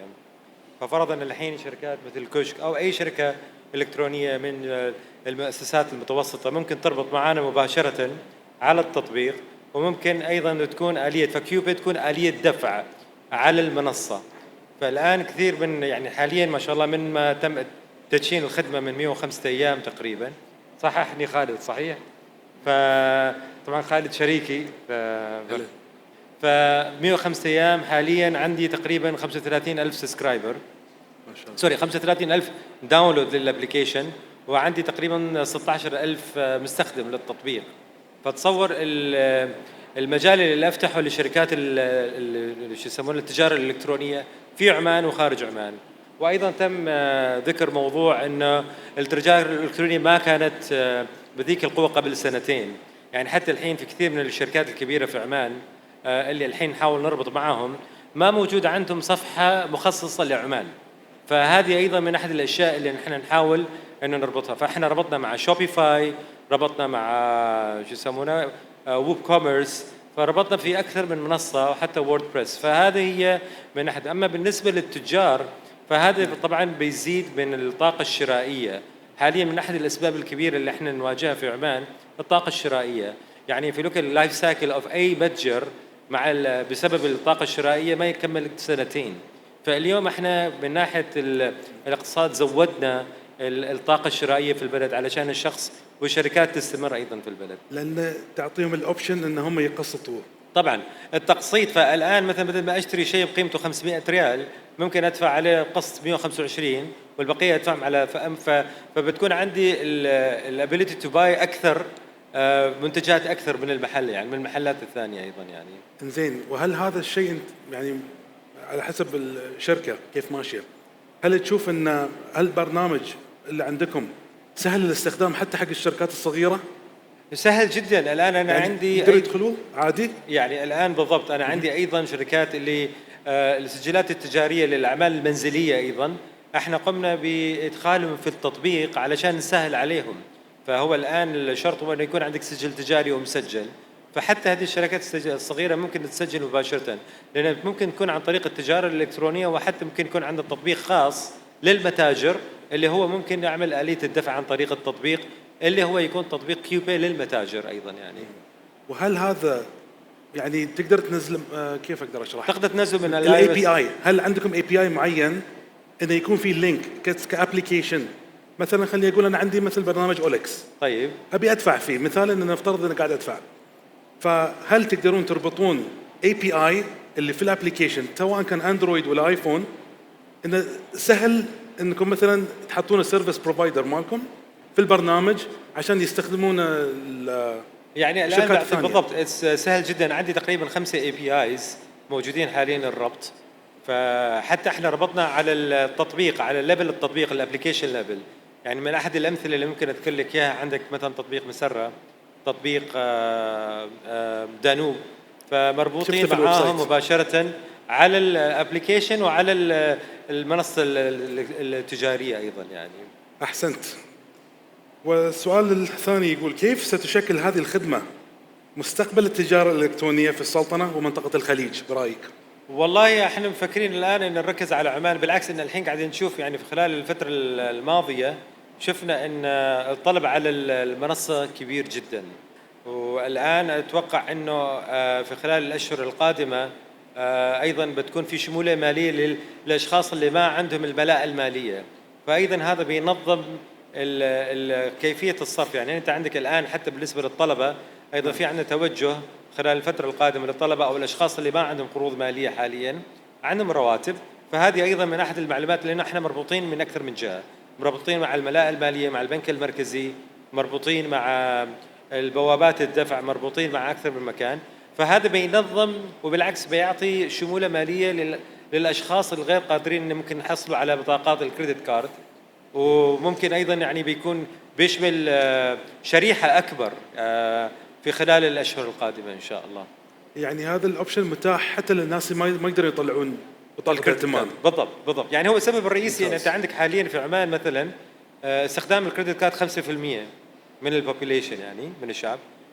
مش السبب لان في عندك مثلا اللي هي شروط معينه انك تحصل صحيح. على كريدت كارد، فما كل واحد يتاهل يعني. صحيح. اشكرك استاذ علي. والسؤال الحين موجه الى الجميع على حسب خبراتكم طبعا. برايكم ما هو الاجراء الاستراتيجي او الابتكار الاهم الذي يتعين على سلطنه عمان التركيز عليه خلال السنوات الخمس القادمه لتعزيز نمو قطاع التجاره الالكترونيه وترسيخ مكانتها كوجهه قائده اقليميا في الاقتصاد الرقمي؟ 5 سنوات لقدام. تفضل. أعتقد واحدة من أهم الأشياء بسبب حكم نحن في كشك نتعامل مع التجار الصغار والمتوسطين، فلاحظنا دائما عندنا مشكلة دائما اللي هي الفواتير الإلكترونية. فأنا واحدة من أهم النقاط اللي أحب أوجهها دام وزارة التجارة موجودين أستاذ عزة والشباب، موضوع الفاتورة الإلكترونية. اليوم في السعودية والدول المجاورة بدأوا يثقفوا الشعب أنه ما يشتري من أي تاجر إلا بفاتورة إلكترونية. ليش؟ أول شيء بنقدر نضمن أن كل حد يستخدم يعني ينتقل للتجارة الإلكترونية بالطريقة الصحيحة. 2 الفاتورة الإلكترونية هي تضمن حقك، لأن دائما في الفواتير الإلكترونية فيها اسم السجل التجاري والرقم التجاري. فأعتقد هذه واحدة من أهم الأشياء اللي لازم نحن ناخذها يعني في السنوات القادمة، اللي هي موضوع أنه أنت تاجر صغير أو محل أو كبير، أنت لازم في النهاية تصدر فاتورة إلكترونية على أي معاملة تسويها، وهذه بتساعد السوق أنه ينتقل للتجارة الإلكترونية. وهذا بيكون يعني تقدر تقول إلزام التجار أنهم يكون عندهم فواتير إلكترونية حتى لو كنت تشتغل من البيت يعني. صحيح. فهذه نقطة حتى لو كان ترانزاكشن يعني قصدك 100 بيسة. بالضبط. اي أي معاملة هي بزنس فاتورة إلكترونية. صحيح. شكرا. ذكرتني في بعض الدكاكين، انا هذا الشيء بعد نفس الشيء في امريكا وفي كندا، اشوف انه حتى لو كان دولار واحد يقبلون انك تدفع بالكرت، بس هني لو كان اقل عن 500 بيسة ما كان يخلونك تدفع بالكرت. بس ما مفروض الحين لان القانون الحين يقول خلاص تدفع. صحيح. وهذا الشيء انا بعد لاحظت انه اختلف على هالسفره اللي جيت. الحين مفروض الامور طيب. شكرا لك. تفضل. نعم. طبعا التسهيلات تكون من ضمن الاستراتيجية، دائما تكون التسهيلات مثل الحين وزارة التجارة فتحت أبوابها لكل الجهات أو كل التجار بشكل كبير، وبصمتها حاضرة كانت وملموسة بشكل واضح. من ضمنها كانت منصة معروف في الوقت الحالي، وهذا كانت راح تسهل لو كانت بادية من سابقا يعني من فترة، مش ننتظر من 5 سنوات لحد 5 سنوات القادمة. ولكن الحين جهود وزارة التجارة مشكورين على الجهود القائمة اللي تسعى لتسهيل خدمات الدفع أو التجارة الإلكترونية بشكل كبير على منظور بشكل عام يكون من ناحية كل القطاعات. فدعم وزارة التجارة وبصمتها اللي موجودة في السوق تكون أيضا نفس الشيء، يلها أثر كثير في الاستراتيجيات. بالإضافة إلى ذلك هي تسعى الحين للتسهيلات ودعمها للشركات الناشئة أو قد يكون الشركات الموجودة حاليا في السوق. فله أثر كبير يعني بيصير، وإن شاء الله يعني نشوف أن كل الجهات أو كل أيضا الأفراد بعد 5 سنوات راح تكون الرؤية أنها ما في حد عنده كاش أول شيء، وأيضا التعامل والثقة بتكون مبنية بشكل أكبر، وأيضا الوعي المجتمعي راح يكون له دور كبير في تسهيل هذه الاستراتيجية. أحسنت. أستاذ بدر تفضل. بالنسبة لي أنا أتوقع قبل 5 سنوات، بنقول سنتين من الآن، عندنا استراتيجية التجارة الإلكترونية في عمان عام 27. فأحد بنودها أو أحد أهدافها وغاياتها أن تكون عمان تكون منطقة يعني دولة مرجعية في التجارة الإلكترونية في الشرق الأوسط. فإحنا عشان إن نوصل لهذا الهدف والغاية، طبعا الهدف قصير المدى لكن ماشي مستحيل بجهود وتكامل الجميع. أنا دائما يعني أذكر مثل: if you want to go fast go alone, if you want to go far go together. فحقيقة الأمر إحنا محتاجين الحين موجودين في منصة التجارة الإلكترونية أو في تشريع التجارة الإلكترونية 13 جهة حكومية حسب ما ورد أو ذكرت الأستاذ عزة. وصراحة يعني الفريق جدا سمح ورحب ويتقبل كل الاقتراحات يعني إذا كان الإضافات أو التطوير.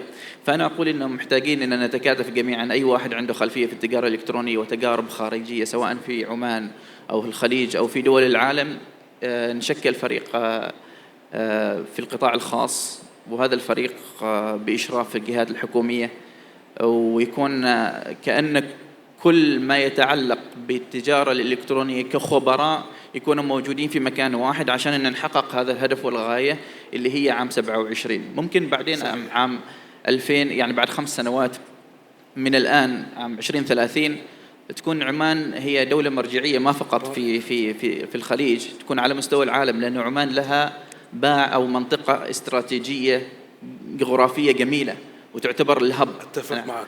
أنا حتى كنت أذكر في أحد الشباب في أسياد يقول إنه نريد نشكل عمان الفولفيلمنت مال أسياد، كان يريدوا يشكلوه كأنه هب عالمي مش فقط هب محلي.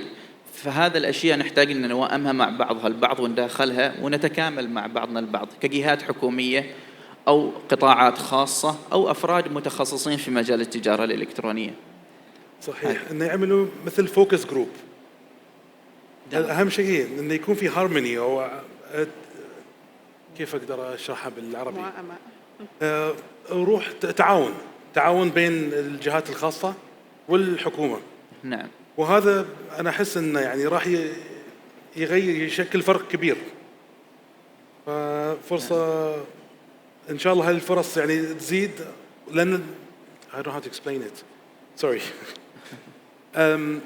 لما هذا الشيء أنا قاعد أشوفه في كندا، بعد مرة ثانية سامحوني كل مرة أرجع لكندا لأن عايش هناك الحين، أشوف أن ما كثير معتمدين على القطاع الحكومي، أكثر الهيئات بين الخاص والحكومي.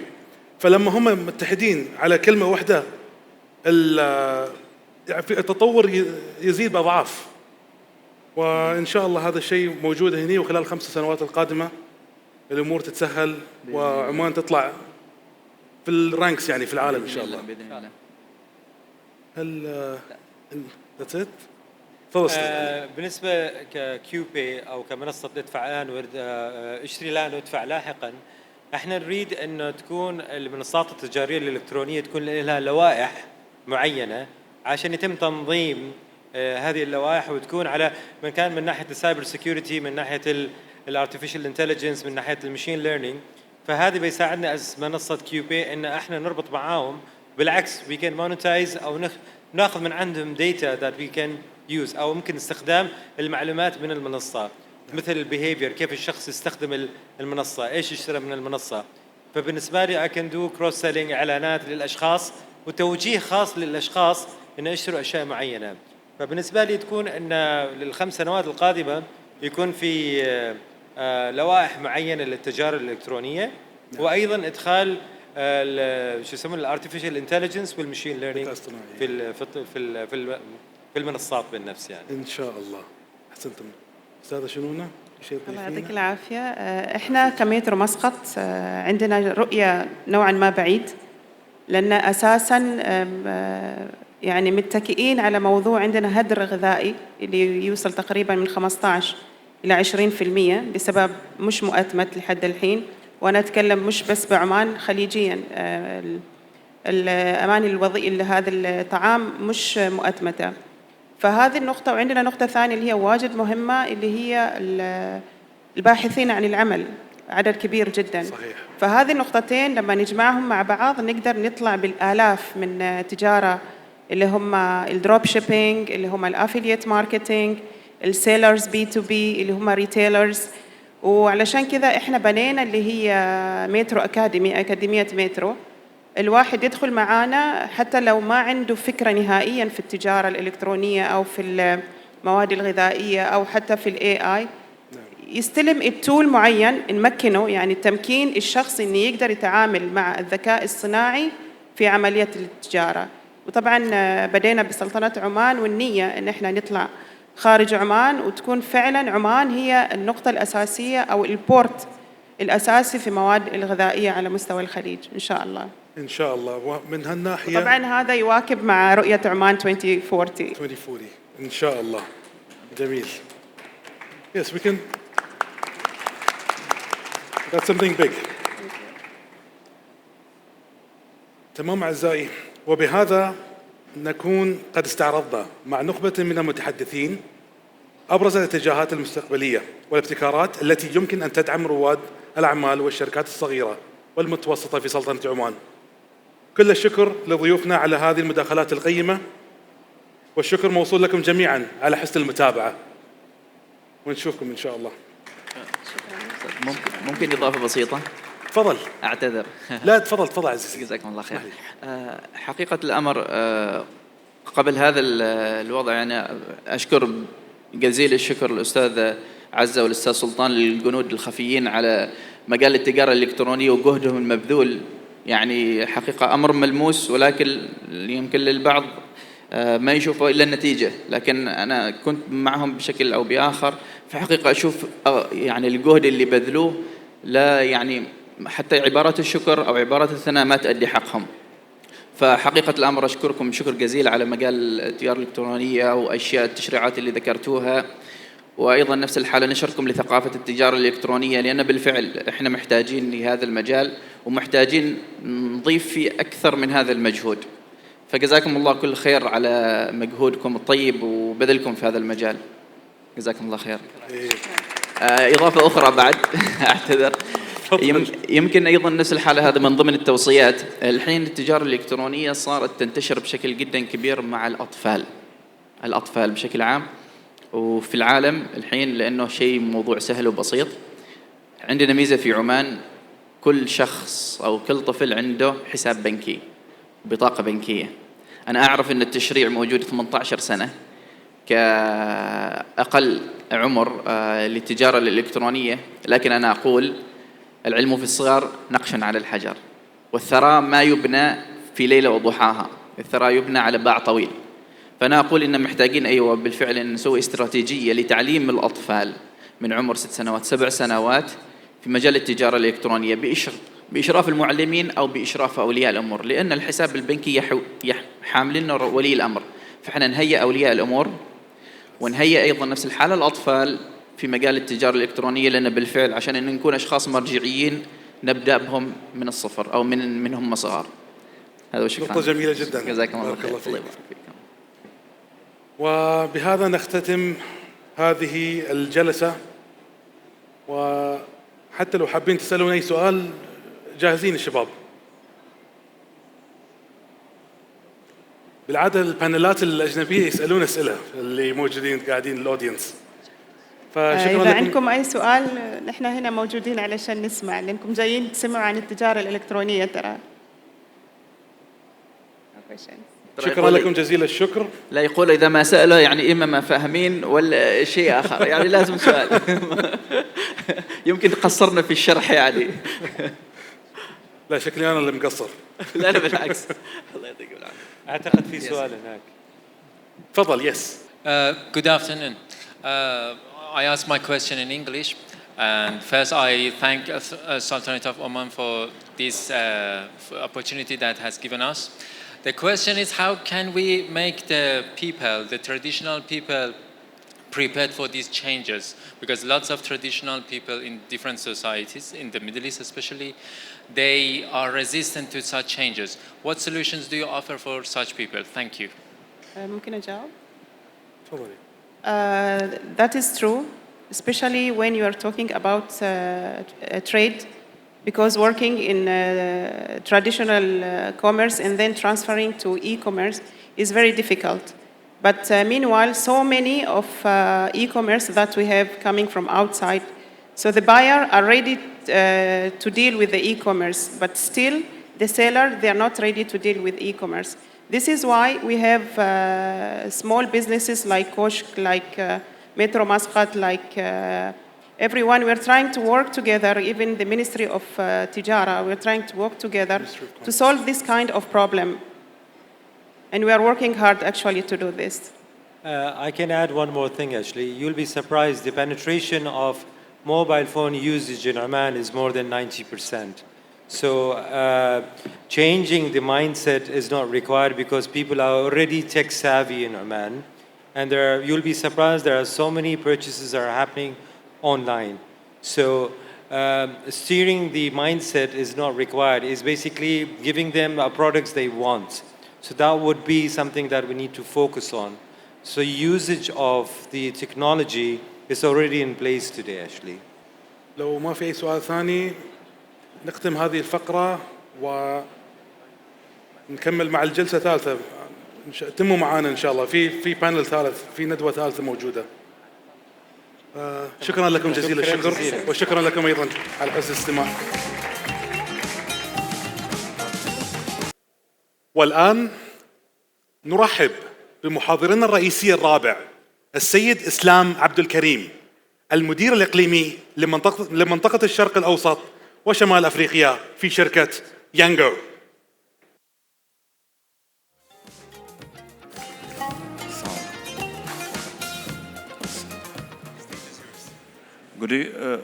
Hello everyone.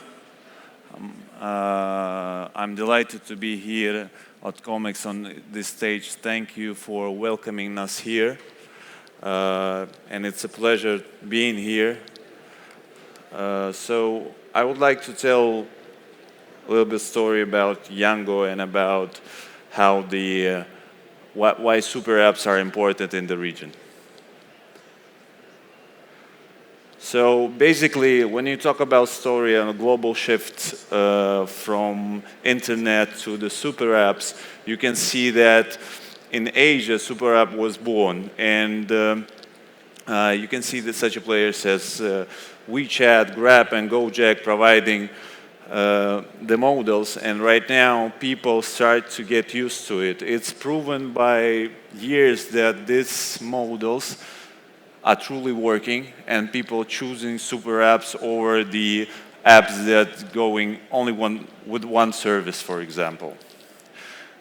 Going to Yango here, we would like to say that we are going from competition to collaboration. So what does it mean? It means that we are seeking for the services that will be trusted within the region, within the country that we are performing and existing, and creating win-win initiatives. So here, I would like to go to the numbers for a little bit. So e-commerce growth for Middle East right now in GCC is projected for around 60 billion US by 2026. And 100 billion in MENA overall, where the smartphone penetration is incredible. As you can see, GCC region is over 95%, and in Oman, the smartphone penetration is 98%, and it's telling us that Oman is really, really ready for digital transformation, and it's already happening on the ground. And the payment shift right now for the consumers in GCC, digital payment over the cash payments is 70%. And looking at the Vision 2040 here, so I think Oman is more than ready for it. And like Oman is running towards the digital transformation because the numbers you can see, it's proven it. Talking about Yango, so we are the technological group and we right now present it in 5 regions, 30 plus countries, 10 plus services. And I would like to say that Oman is one of the largest, from the ecosystem perspective, markets for us. So we launched a lot of service already here. We are presenting the new service like daily. Our HQ right now, the global HQ of Yango is in UAE. And we're trying to improve the region because it's our home region for now. As you can see, a lot of service, maybe you've heard about them. It's ride-hailing, delivery, navigation, and Yango Play is a video music service. Yango Yasmina is our voice assistant. So when we talk about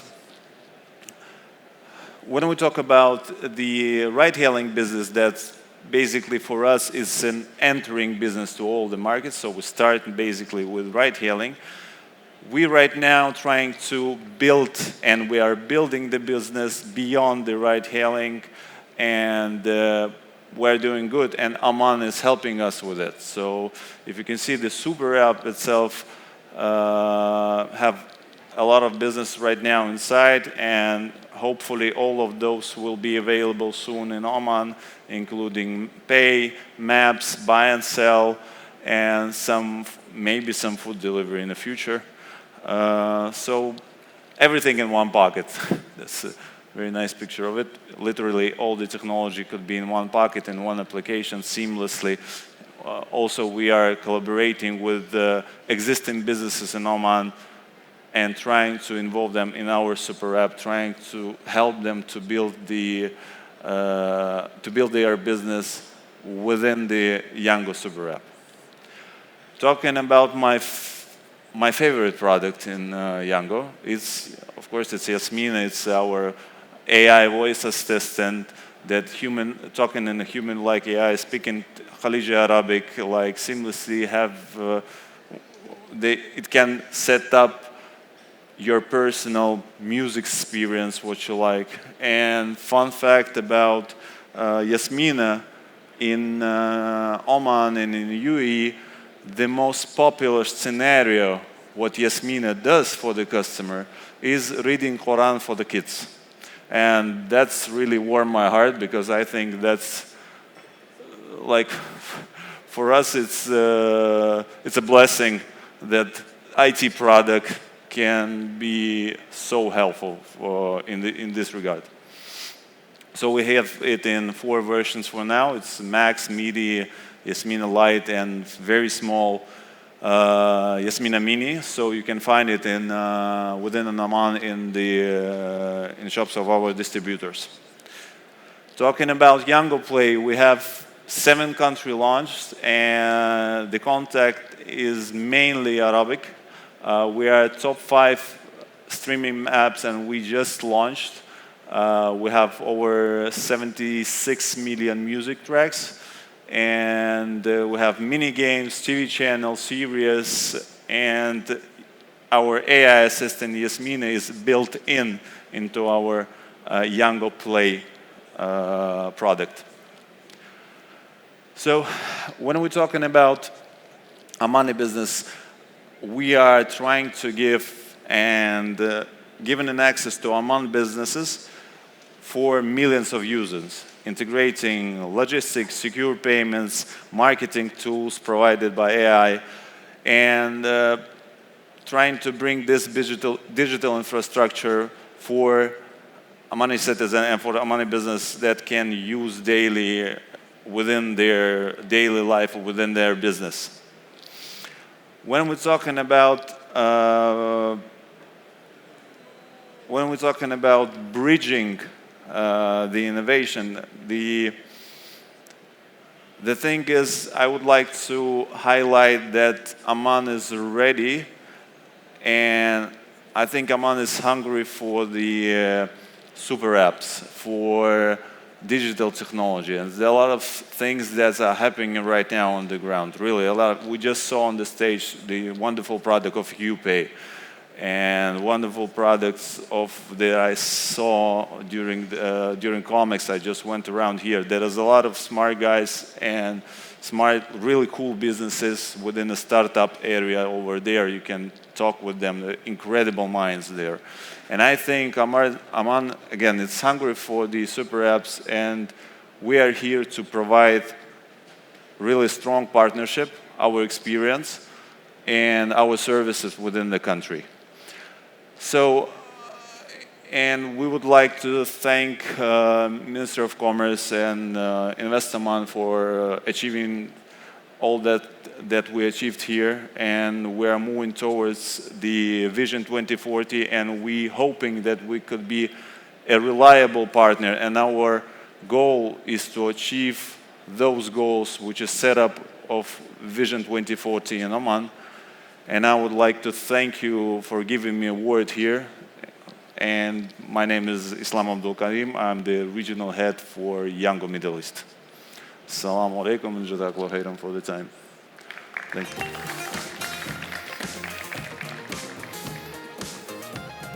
نعبر عن جزيل شكرنا وتقديرنا على صبركم. نصل الآن إلى جلستنا النقاشية الثالثة بعنوان التجارة الإلكترونية بلا حدود نحو بناء اقتصاد رقمي متراحب وذكي وموثوق. وسيدير هذه الجلسة زميلي علي سوجري، فليتفضل مشكوراً. شكراً جزيلاً حوراء.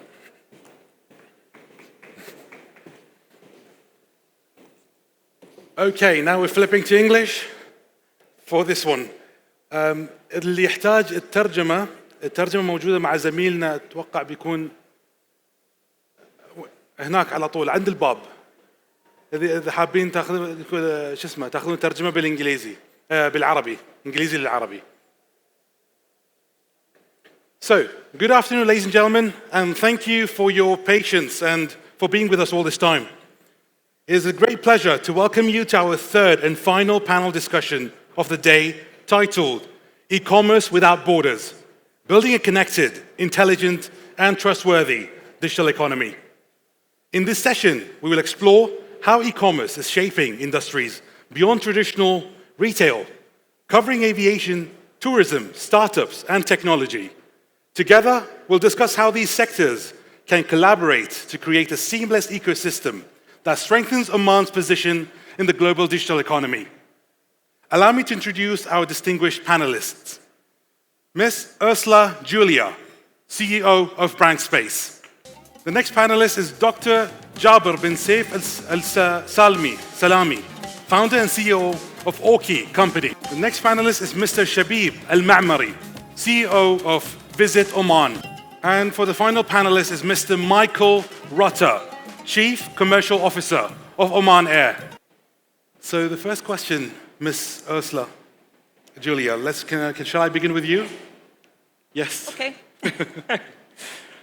So in your opinion, how is e-commerce transforming the way airlines and travel companies interact with customers, especially in terms of personalization and the digital booking journey?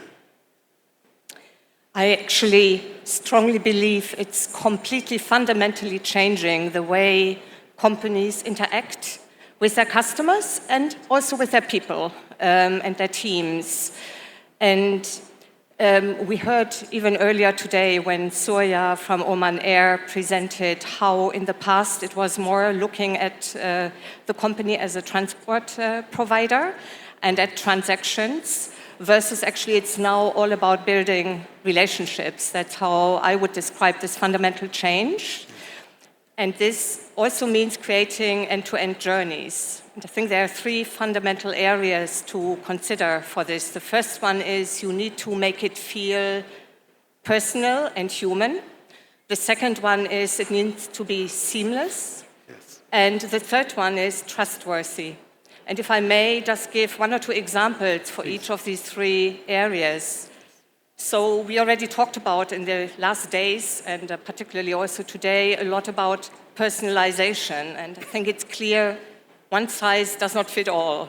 And it means fundamentally, as an airline example, that if you know you've got a family doing the booking, you offer something relevant for the family, maybe additional bags. If it's a person who just goes on a business trip for 2 days, there are different needs. You might offer the fast track, business class, and other additional services. From the hotel perspective, it's exactly the same. If you know who's coming and you might have a loyal member, you might offer the room on the floor that this person prefers. As an airline, if you know the preferences, you might offer the lounge because you know normally the person would book the lounge. So you would treat each person fundamentally different. So the second point about the frictionless, seamless journey, it means you really need to think end to end. So you start from, if I take the airline example, the dreaming and planning. This starts with you imagine you go on a honeymoon or you go on your annual holiday.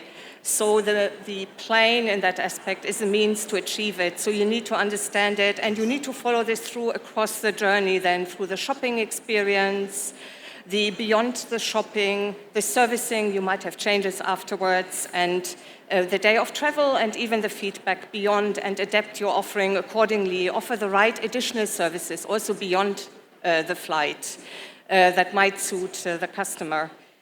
And the third bit, it's about the trustworthy. How do you build trust in the digital commerce world? And don't see everyone. yeah, there is this big element of you need to be able to, first of all, that everything needs to work. Very simple, regardless of if it's a big promotion and you know there are lots of people booking, or if it is a normal process, so everything needs to work. The performance, you need to ensure that it's secure. You want to have that trust in your airline, for example, or if it's another travel company.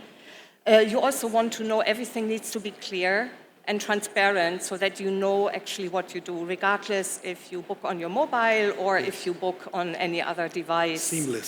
Seamless and trustworthy. And fundamentally, I think the companies who actually take this seriously, who are clear about their offering, who put the customer at the center, but also think about the changes it requires within the people, the change of thinking, and who ensure that they also choose a platform which is future-proof, which enables to do this, because a digital commerce project never ends. You need to listen to your customer and need to adapt to the market requirements, just looking at the changes that Gen Z travelers might have, and they represent already 30% of the travelers today.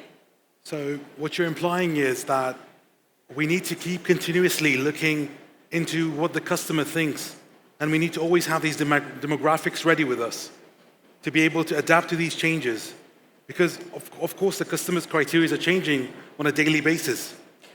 Absolutely, and I think the good thing about digital is you can actually watch a lot of the behavior. You can watch the trends, even globally, that are happening in customers' experience. And you can learn from them and adapt continuously. Absolutely. Very good point. Thank you, Ms. Ursula. Welcome. Right, that was very insightful from her end where it comes to personalization and the criteria that are ever changing with customers. So now we go with Dr. Jabir. Dr. Jabir, how are you? Very good, thank you. Good, I was doing a mic check. So Dr. Jabir, from a startup perspective, I believe it's a startup business, OCEC, right? You're right. So from a startup perspective, what are the main challenges and opportunities within Oman's e-commerce system, the ecosystem, sorry, and how can innovation be a key driver for growing in this space? Well, thank you for the very interesting question. First of all, I would like to also voice Ursula's message about customization, personalization.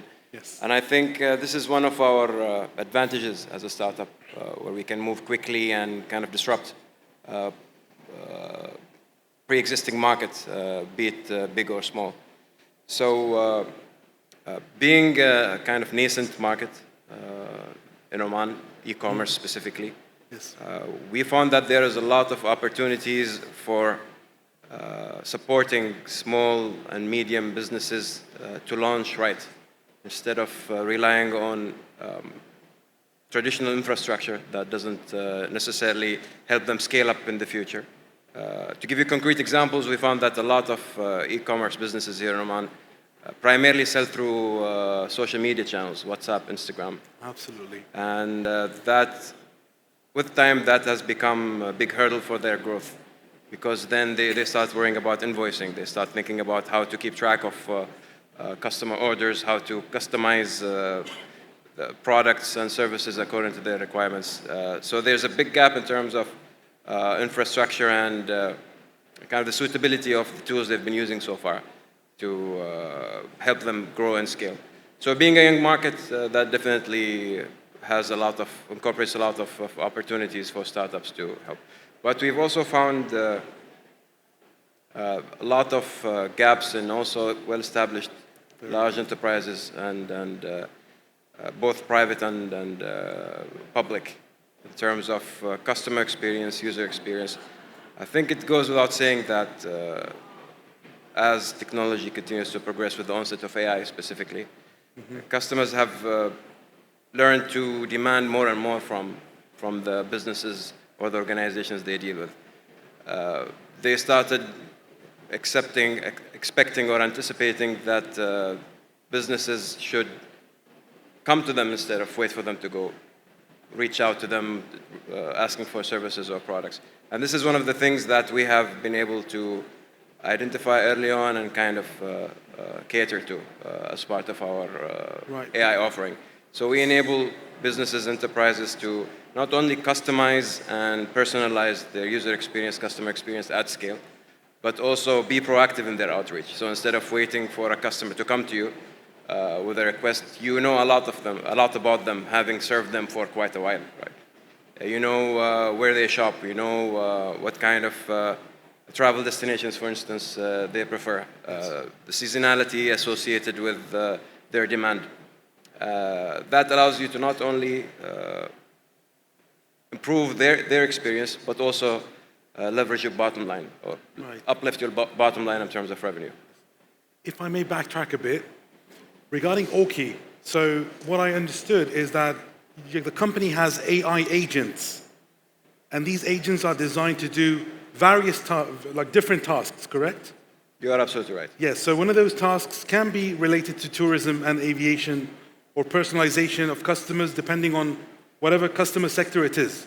Just to give a recap for the audience here, because with Brandspace, I know it's digital solutions that are provided, but OCEC, like with AI, I'm just more curious about, because it's innovative, in your case, it's innovation. But innovation in the sense that now we're talking about the aviation industry. So you're telling me that these AI agents are able to personalize and customize to the customer's specifications. You're absolutely right. Yes? So OCEC comes from orchestration. That's where the name comes from. We orchestrate a number of virtual employees, which are AI agents in this case. We orchestrate their efforts along with the business team, the physical human business team, to deliver value to the organization. The use cases are infinite and are only bound by one's imagination. But one of the use cases that we found have a lot of demand for recently is adding another channel to serve your customers with conversationally. So traditionally you have, say, call center staff, and you have your back-end systems, CRM, booking system, etc. Yes. And then you need someone that sits in the middle, connecting your customers to those systems, to do booking, to do order changes, collecting information, surveying. That's another use case. What we enable or empower businesses with is additional team members, virtual employees, that seamlessly integrate with the enterprise resources, and can converse with their customers in a very natural and human-like manner in multiple languages, including the Omani Arabic dialect, to serve them, to handle bookings, to deliver whatever value the organization is trying to achieve. It could be to survey them, to gather information. The sky is the limit. It's usually bound by basically how quickly we could get an enterprise moving. And data is power in any country. And by having the access to data, you're able to understand what are the demographics or people you're targeting, customers, be it categories. So having AI, or I was doing a master research myself, and collecting data is not the fun part. Analyzing the data, even worse. So by having AI, doing these tasks really paves the way forward for a better future. You're absolutely right. This is one of our actually core tenets of values. We don't allow a single interaction with a customer to go to waste. There's a lot to be learned about the customer, about your target audience, about their needs, their demands, how they perceive your business, their future demands, perhaps. That could be gathered or learned by analyzing those interactions. And those interactions with that data could be leveraged to, for instance, customize some products for them.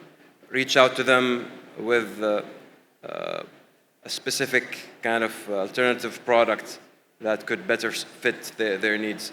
It could be to send them seasonal offers when it's their birthday, or when it's time to go again, take that vacation to Thailand, for example. The possibilities are endless, but the basic idea is to not let any kind of data point go to waste, leverage it to the maximum to deliver value to the organization and to its customers. Thank you, Dr. Jabir. That was very insightful. Pleasure. And now I will be heading to Mr. Shabib Al-Ma'mari. Mr. Shabib, how is e-commerce being integrated into Oman's tourism strategy? And what role does digital commerce play in attracting and serving international visitors?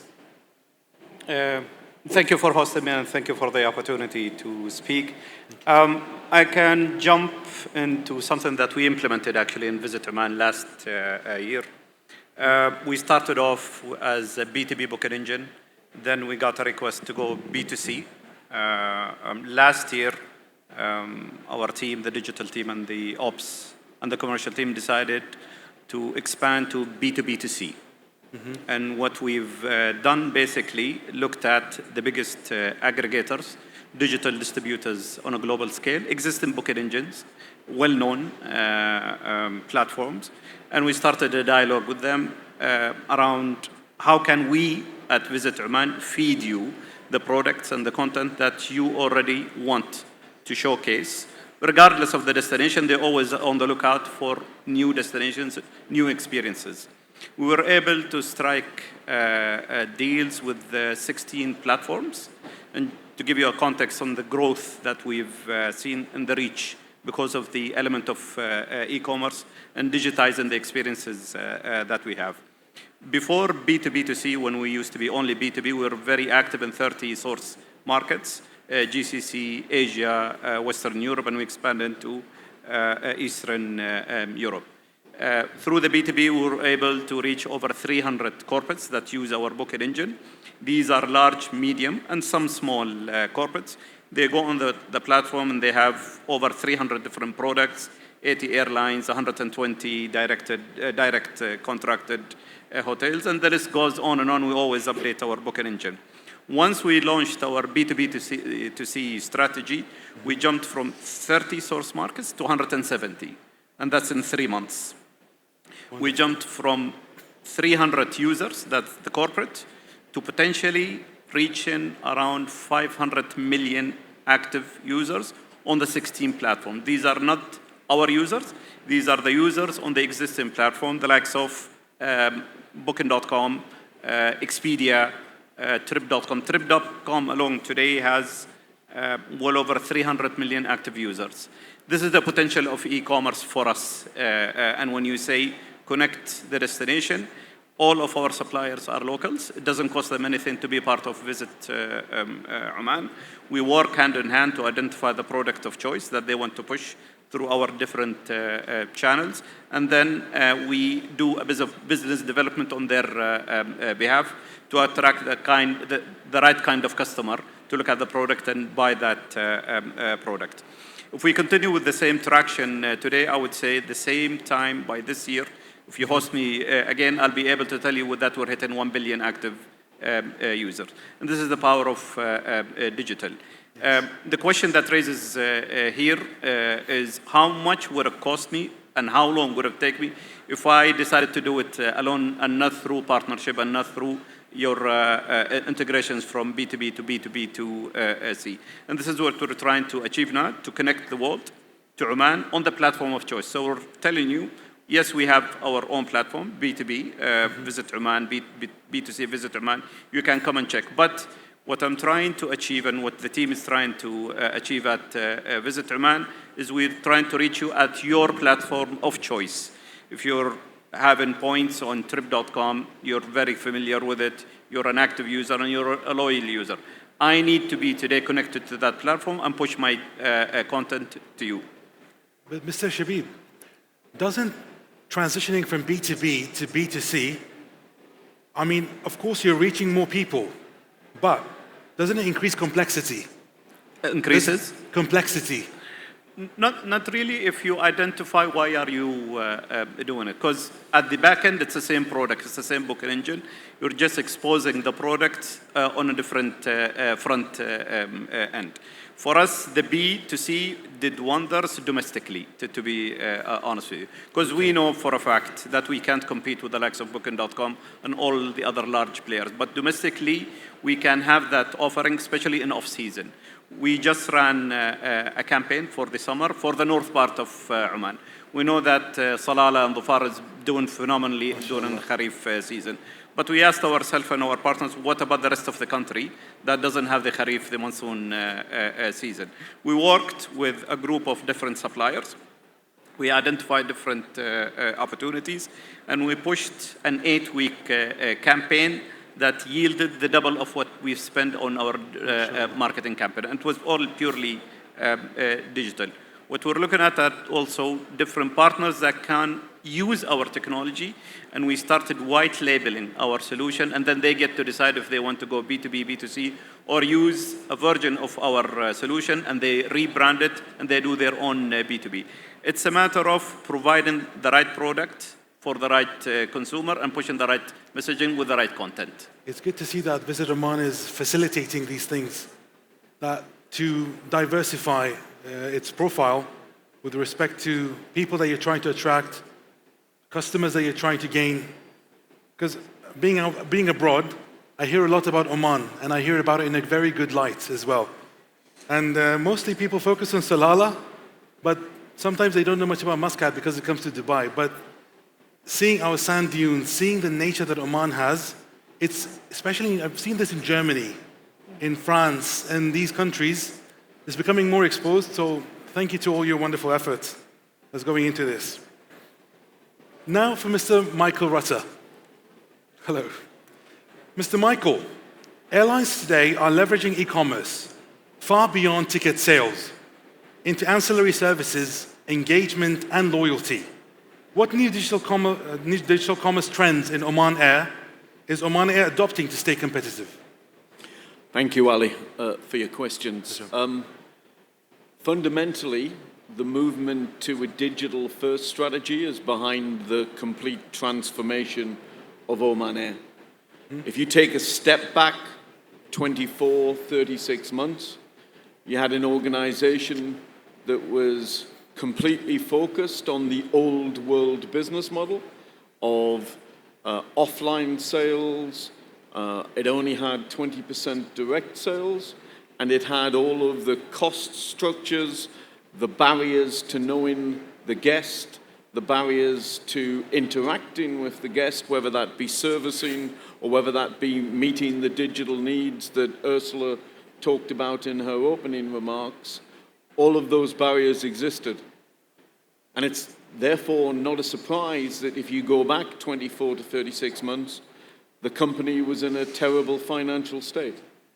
It had a very high cost of doing business, whether that be in its servicing or whether that be in its cost of acquisition per guest, or whether that be in the way in which it dealt with trying to service those guest needs. And as a result of that, the first decision that we took upon seeking to reposition the company was to make it a digital-first company. So I sit here today with a business that in August 2025 did 70% of its sales directly, that has built a partnership with Visit Oman and with TUI to bring direct holidays and the sort of product you'll be well used to in Qatar to the marketplace to allow us to do what Iceland Air did for the transformation of tourism in Iceland and what Hawaiian Air did many, many years ago for the transformation of tourism in Hawaii. We've used that digital-first philosophy not just to build a new sales platform, which has taken out many, many tens of millions of cost. We've used that to invest in new products, to allow us to move over and to penetrate the marketplace a great deal more deeply. So we've introduced a stopover direct digital product. We have a range of ancillary revenues, which I'm assuming Surya talked about at the previous panel meeting. And we're now building the back-end servicing capability to allow everybody to do what they need to do on the platform, whether it be changing their flight, whether it be adding things, whether it be their loyalty platform changes. And none of this would be possible without that digital-first commitment. And the final piece from me on this, digital first is not a set of words, it's a way to drive the fundamental financial sustainability of people who work in the space and the industry in which we work. It is not a nice to have, it's not about use cases, the use cases themselves get delivered. It's about making us fit for global competition in what is the most competitive region for aviation, as you well know, in anywhere in the world. And without being match fit, to use a sporting analogy, then you have no right to compete. Right. Oman Air is getting match fit. Thank you, Mr. Michael. So you're saying that going digital, it's not an option anymore, it's a necessity going forward. It's beyond a necessity, and the customer moved there 15 years ago. Yeah? Correct. The industry itself took longer to get there because many of the dinosaur companies were wedded to systems and infrastructures, which made that possible. To exist in this decade, it's not just a necessity, it pays the wages. It allows this country, once we finish the transformation, to have choices as to where it invests its money, as opposed to propping up an ailing national airline. It is the whole infrastructure that allows us to be able to transform the airline. And just one example, which people perhaps don't get. Under the old model, you would have to have, in each country you wanted to do business in, hired a GSA, developed a sales force, spent a fortune in offline marketing to be able to penetrate a new route to Amsterdam or to Russia or to somewhere else. Now, the beauty about the digital-first approach is by digitally breaking that marketplace, you don't need to do 1, 2, and 3, which have substantial amounts of cost. And under the leadership of people like Surya and others in our business, I'm pleased to say now that in marketplaces across Europe, as an example, 60% of our business comes directly to the web. Less than a year and a half ago, it was 10%. So the change is fundamental, the economic support is fundamental, the leverage to grow this business again and to make Oman Air a proper weight within the regional ecosystem, that's what it is to me. and this shows how paramount it is to go digital. At this day and age, where phones, Android, iOS, web platforms, Chromebooks, everything is digital, it's of paramount importance to follow a digital approach to be able to be thriving and successful in this ecosystem. Now I have a question for all the panelists, if I may. Collaboration. So collaboration is a key to building a borderless digital economy. How can tourism, aviation, startups, and technology providers work together to create a seamless e-commerce ecosystem that strengthens Oman's regional leadership? The idea is how they can all work together in a seamless way. Do you mind if I have the first go, and then I'll Please. pass down to colleagues, and they can take it from there. So we sit on this stage with 3 people who are actually working that in a real-life example. So myself and Shabib, supported by Ursula in terms of the technology driving, and supported by TUI, the largest charter operator in the world, have built a global no-borders product for the development of both inbound tourism, stopover tourism, as well as supporting our needs as an airline to be able to service tourism from Bangkok to London or London to Bangkok. It is absolutely essential and critical in the current digital global marketplace that you power those global partnerships, because without them, you do not have the bulk or the capability to be able to do it.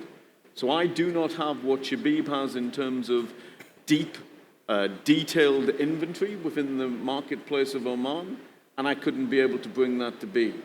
I do not have the digital implementation skills that Ursula and Branch Space bring. Yes. In terms of TUI, I do not have the reach, I do not have their customer service capability, I do not have their 42 market coverage to be able to bring those skills to break. So by bringing the international partnership together, it is critically clear. Last point from me. We are at month 15, month 16 of the journey that we're on in Oman Air. I would hope that our first stage is done by month 24. My vision and desire from month 24 onwards is to start to do some of the work that we've done elsewhere in other places, including when I worked at IAG and at LATAM, which is to then start incubating with startup companies some key projects that will actually help us move beyond doing the basics to doing the transformational. I am sorry that it's taken Oman Air probably longer than some others. I don't take personal responsibility for that. I haven't been there that long enough to do it. But I promise to the community here that we will have a desire to act in that way, to act as an incubator within the travel, within the fintech space, within the servicing space. And I look forward sometime in 26 to starting that process. That's lovely to hear, because I'm also in the airline industry, and I can see that, especially for me, Oman is a very special place. And seeing this transformation happening with pioneers in the industry and everyone working together is it's essential to make things happen. It's very, very wonderful, well thought points, Mr. Michael. Any other? Yes. If I can continue on the same example Yes, that Mr. Mike Shabib. gave. So part of the ecosystem is the 200 companies, suppliers that we have. It's worth mentioning that 80% are local SMEs. These are eager entrepreneurs who are willing to do whatever it takes to reach the global stage. And we're making it happen with Oman Air through the platform where we connected, integrated. The two teams have been doing a wonderful job the past year in making sure it's a seamless experience. Today, all of our partners have the opportunity to work with Oman Air, even though they don't have a contract with Oman Air, even though maybe they never chatted, but they don't have to. With the power of digital, we're making that happen. And we're enabling and empowering all these wonderful SMEs with many authentic experiences to the rest of the world through the likes of TUI and other partners. So who becomes the middleman then to make things happen if there's no need for contract with Oman Air? It's a very nice, very forward-thinking approach. And but I wouldn't say there is a middleman. There is a digital ecosystem, I would say, where it's win-win-win situation. They want to sell, I want to sell, and trust me, all the SMEs who want to sell. At the end of the day, the consumer wants the seamless experience where at the tip of their hand, through a mobile app, they want to find the experience, pay for it, and get immediately confirmed. With the likes of a brand the size of Oman Air, I have a competitive advantage. I don't need to be in the picture from a brand perspective. I just need them to trust me, and they did. And now I need to trust my SME that they will deliver from their end. Thank you so much for this, for these wonderful insights, Mr. Shabib. Now, I do have another question to follow up on the previous question. Again, this is a question for the future, something that I see Oman in the future again, something previous, in my previous panel where I mentioned 5 years from now. So looking 5 years ahead, what is one e-commerce trend that you as pioneers in the industry believe will have the greatest impact on Oman's digital economy? That's very broad, eh? If I may jump in here. Yes. Go ahead, Doctor. I think integration is the key word there. I love this. So as my co-panelists have paved the way to, it takes an ecosystem to deliver the best value to both customers and companies serving those customers. I think through integrations, both digitally and physically, because to deliver a seamless e-commerce experience, it doesn't just suffice for customers to be able to interact with those businesses seamlessly, but at the end of the day, they have to be delivered those goods or services. So I think it's clear to everybody that we currently live in an exceptional kind of era in Oman where so many things are happening together, both in terms of logistics, digital infrastructure, an ecosystem, a thriving ecosystem of not just enterprises, SMEs, startups, but also startup enablers, which are a key to a successful and thriving ecosystem. Absolutely. So I think integrating those kind of resources, those pillars of the economy are what's going to form the future of e-commerce in Oman. Beautifully said, Dr. Jabbar. Thank you so much. I believe SMEs are of paramount importance. Yes, Ms. Ursula, go ahead. Yeah, if I may add Yes, please. some additional thoughts. And we talked about a lot of trends already during this event about AI, generative AI. We had examples this morning from the Google Cloud speaker who showed actually the advantages that you can gain in terms of how to market a destination, how to market your products, how this can suddenly become much easier. Right. And I think sometimes it is also important to step back a moment and say, technology, I would say, is not the limit anymore. It will develop further, but there is a big argument to say it's about everyone realizing and starting to experiment small to use it. So this can even start with the restaurant, which suddenly can translate actually their offerings, so they make it easier for regardless who comes, who got aware via the relationship Oman Air, visit Oman of and wants to visit Oman but are afraid maybe of not getting along with their language. It can mean the guide suddenly starts to think about what does the customer want and really ask the customer instead of doing the same program for everyone, and ultimately they might not really be happy, and suddenly they will promote this. Or even the guide saying, I'm going to promote my services via social media and give examples for this. Yes. So I think there are lots of very simple examples like this. And then I would just pick a couple, maybe thinking already a bit more future-oriented. We are working with IATA, which is the International Air Transport Association, and with airlines. We've been working on a proof of concept now in the third year, which is about helps airlines to take away some of the physical processes at airports which don't really add value. If I quote Surya again, who mentioned how important it is to create the value from the customer perspective, which ultimately generates revenue, generates retention and loyalty as well. It's taking away some of the burdens of immigration with a digital identity. It makes it easier. It also ensures that less operational hiccups, because there are no wrong names anymore in your booking, which can cause problems at the airport and so on. So suddenly you get the seamless experience and customers will spend more as a result at the airport, will be happier.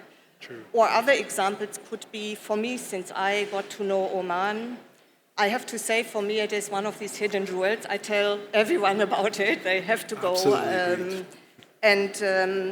There is actually a way of using, for example, virtual reality as one part of AI to promote the country already more, to let people explore it a little bit, because there are also fears when people go into the unknown and realizing this is not just another big shopping mall. This is an amazing country with so much to offer.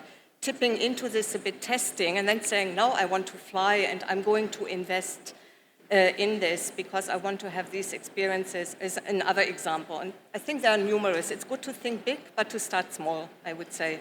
Absolutely. And again, what you say is a reflection of what I'm experiencing these days. When I tell people I'm going to Oman, some people are skeptical because they don't know what Oman has to offer. Yeah. But when I start showing Experience Oman social media channels, I start experiencing Oman, I post stories on my Instagram. And people are like, oh, so this is Oman. I'm like, yes, this is Oman. And I keep telling you guys to come. But now everyone understands what it's like to have these audiences, these people, and the friendliness, the culture, everything that brings us the identity that we are. But it's something that needs to be experienced, and VR is one way, augmented reality is one way. There are ways to get these done. And again, collaborations from your end and spreading the word about Oman, about everything that it has to offer, I believe is paving the right path to make things happen. Just to add to the stock of what's been said, I think we would have a vision that when people come to Oman, they've come using all of the products you've talked about to vision, curate, book, digital first. Yes. But actually what we would really like is to make Muscat and Salalah Airport the most digital first entry point into the country that's possible. Significant automation, significant ability to be able to use digital products across the spectrum of immigration, emigration, the ability to do seamless check-in, the ability to not have to have all of the tremendously fussy touch points that exist today. And if we can do that, we can create a real showcase for Oman as being an entry point to the digital world, which hopefully will help the wider economy. Absolutely agree, Mr. Michael. Thank you so much. And thanks to everyone. In case you have anything further to add. Anything to add? I'm okay, brother. Okay. Thank you. Thank you. Thank you to all our panelists for sharing such valuable insights. And thank you for our audience for your attention and thoughtful engagement throughout the discussion. The session has shown us how e-commerce, when integrated across aviation, tourism, startups and technology, can truly play a central role in the Sultanate of Oman and the journey towards a connected and trustworthy digital economy. Thank you, everyone. Thank you. Thank you, Juan. Thanks to all of you.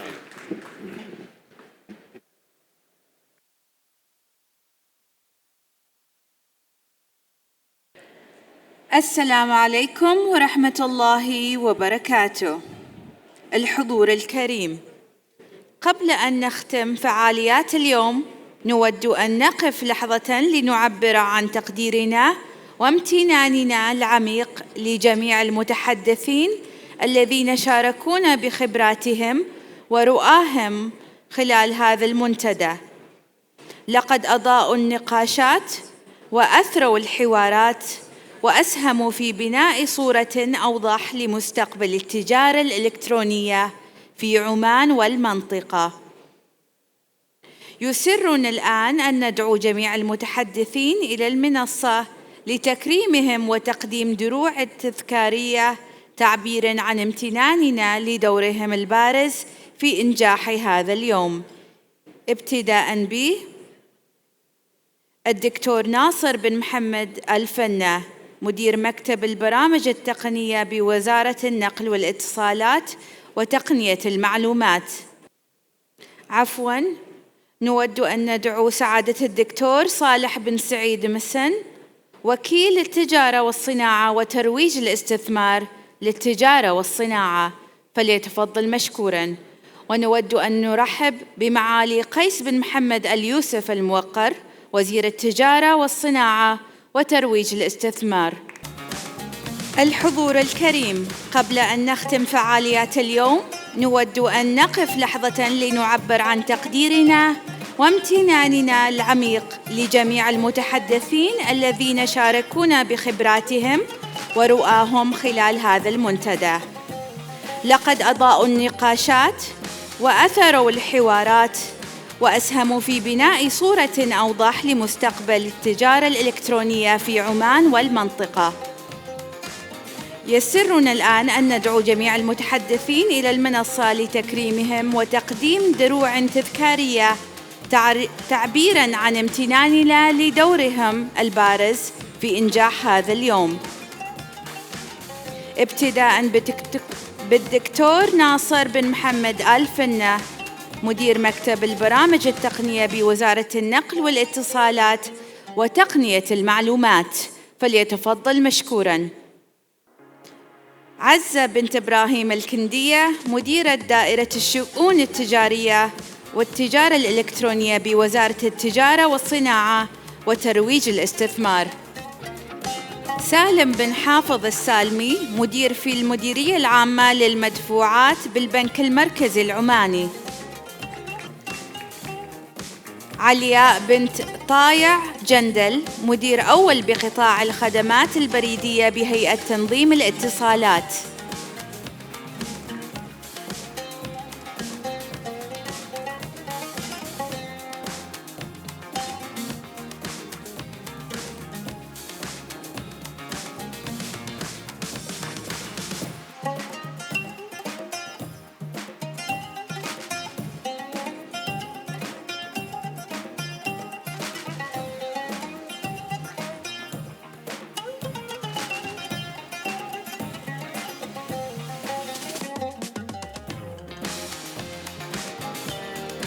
وسيم سمير شار، الرئيس التنفيذي لشركة وشار.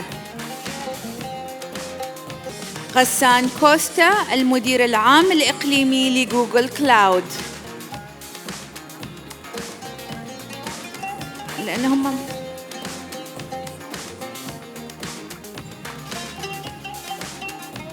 ريناتا راشد، نائبة الرئيس للعلامة التجارية، تجربة العملاء وبرامج الولاء في الطيران العماني. شنون البروانية، الرئيس التنفيذي لشركة مترو مسقط. خالد بن أحمد المحروقي، شريك مؤسس ورئيس تنفيذي بشركة كيوباي. هيثم بن عبد الله البلوشي، الرئيس التنفيذي لشركة كشك. عبد الرحمن بن عفان الحجي، القرية الهندسية. بدر العبري، مدير بوابة الدفع في شركة ثواني. إسلام عبد الكريم، Regional Head at مينا يانغو. إسلام عبد الكريم، الرئيس الإقليمي في منطقة الشرق الأوسط وشمال أفريقيا في يانغو. Dr. Ursula Julia, CEO of Branch Space. الدكتور جابر بن سيف السلامي، Founder and CEO of Orki Company.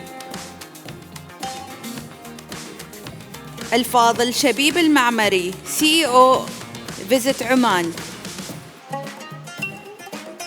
Mr. Michael Reuter, CCO of Oman Air.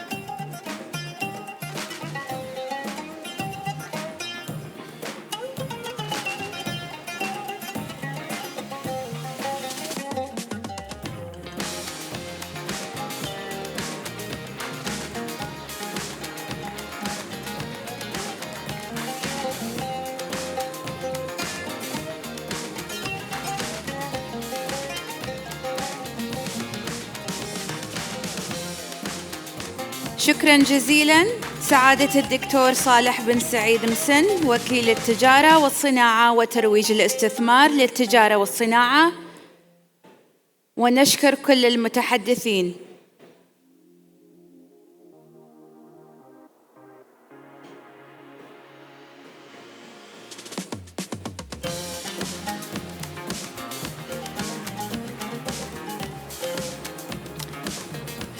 هذا المنتدى خرج بعدد من التوصيات وسيستعرضها الفاضل سلطان بن راشد الغيفي، باحث شؤون تجارية بوزارة التجارة والصناعة وترويج الاستثمار، فليتفضل مشكوراً. السلام عليكم ورحمة الله وبركاته. مساء الخير معاليك سعادتك الحضور الكريم. أشكركم على تلبيتكم هذه الدعوة، والشكر طبعا موصول لمعالي الوزير لتخصيص الوقت وسعادة الدكتور لرعايته لهذه المناسبة وهذا المنتدى. طبعا يسعدنا في ختام المنتدى بعد 4 عروض تقديمية و3 جلسات حوارية الخروج أو الحديث عن المخرجات اللي طلع فيها المنتدى، فيسعدنا نشارككم هذه التوصيات واللي نأمل أن تساهم في تعزيز الفائدة ورفع جودة مجال التجارة الإلكترونية في سلطنة عمان، حيث مثل هذه التوصيات خلاصة ما تم مناقشته خلال فعاليات هذا المنتدى. طبعا مخرجات المنتدى تم تقسيمها على محاور رئيسية لدعم مجال التجارة الإلكترونية في سلطنة عمان. هذه المخرجات بداية بالبنية الأساسية للمدفوعات والفوترة. أول توصية هي تعزيز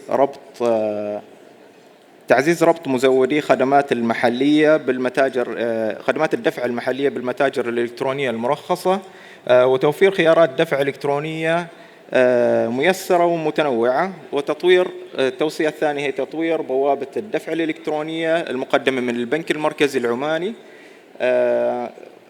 بما يتماشى مع أحدث الممارسات العالمية. 3 إلزام جميع المتاجر الإلكترونية المرخصة بإصدار فواتير إلكترونية لكل معاملة ضمانا لحقوق المستهلكين والمنتفعين، وهذا تطبيقا طبعا لقانون ولائحة هيئة حماية المستهلك.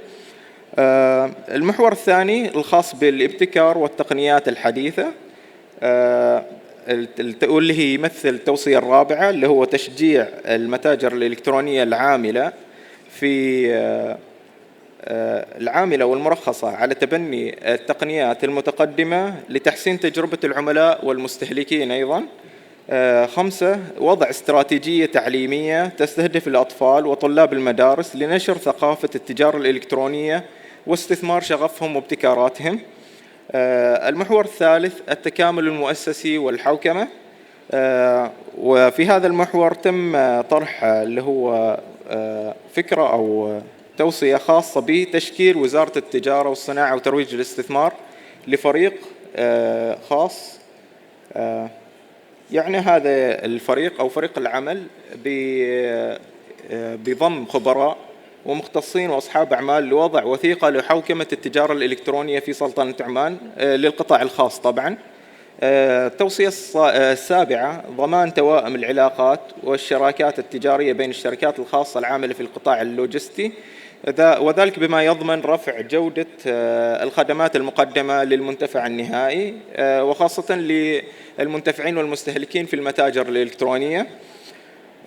ثامناً تعزيز التبادل التجاري الإلكتروني بين الحكومات والشركات التجارية لزيادة الانفتاح وتوسيع الأسواق. المحور الرابع هو دعم الكفاءات والوعي المجتمعي. في هذا المحور تم استعراض عدد من التوصيات، من أهمها هي قيام الجهات الحكومية المختصة بدعم برامج التوعية وتنمية مهارات التجار والمستهلكين لزيادة كفاءة الأعمال التجارية الإلكترونية. التوصية العاشرة هي تكليف جهود التوعية المجتمعية بشأن الاستراتيجيات الوطنية للتجارة الإلكترونية والقطاعات المتداخلة وإبراز أثرها وأهدافها أيضا. خامسا تعزيز اللي هو محور تعزيز السوق المحلي وجذب الاستثمارات. نبدأ بالتوصية ال 11 في المنتدى، وهي توجيه المتاجر الإلكترونية نحو تلبية احتياجات السوق المحلي بما يساهم في تعزيز الاكتفاء الذاتي ودعم الاقتصاد الوطني. التوصية رقم 12 هي قيادة وزارة التجارة والصناعة وترويج الاستثمار جهود توطين الصناعات المرتبطة بالتجارة الإلكترونية التوصية الأخيرة والثالثة عشر التعاون بين الوزارة والجهات الحكومية الأخرى لتعزيز التواجد الفعلي للمتاجر والشركات الإلكترونية العالمية في سلطنة عمان والاستفادة من خبراتها وتعظيم القيمة المحلية المضافة من هذه الشركات والمتاجر الإلكترونية. نشكر معالي وسعادته والحضور على تلبية الدعوة، وإن شاء الله أنكم استفدتم من اللي قدمناه في هذا المنتدى، وإن شاء الله النسخة القادمة راح تكون أكبر وأفضل بإذن الله. يعطيكم العافية.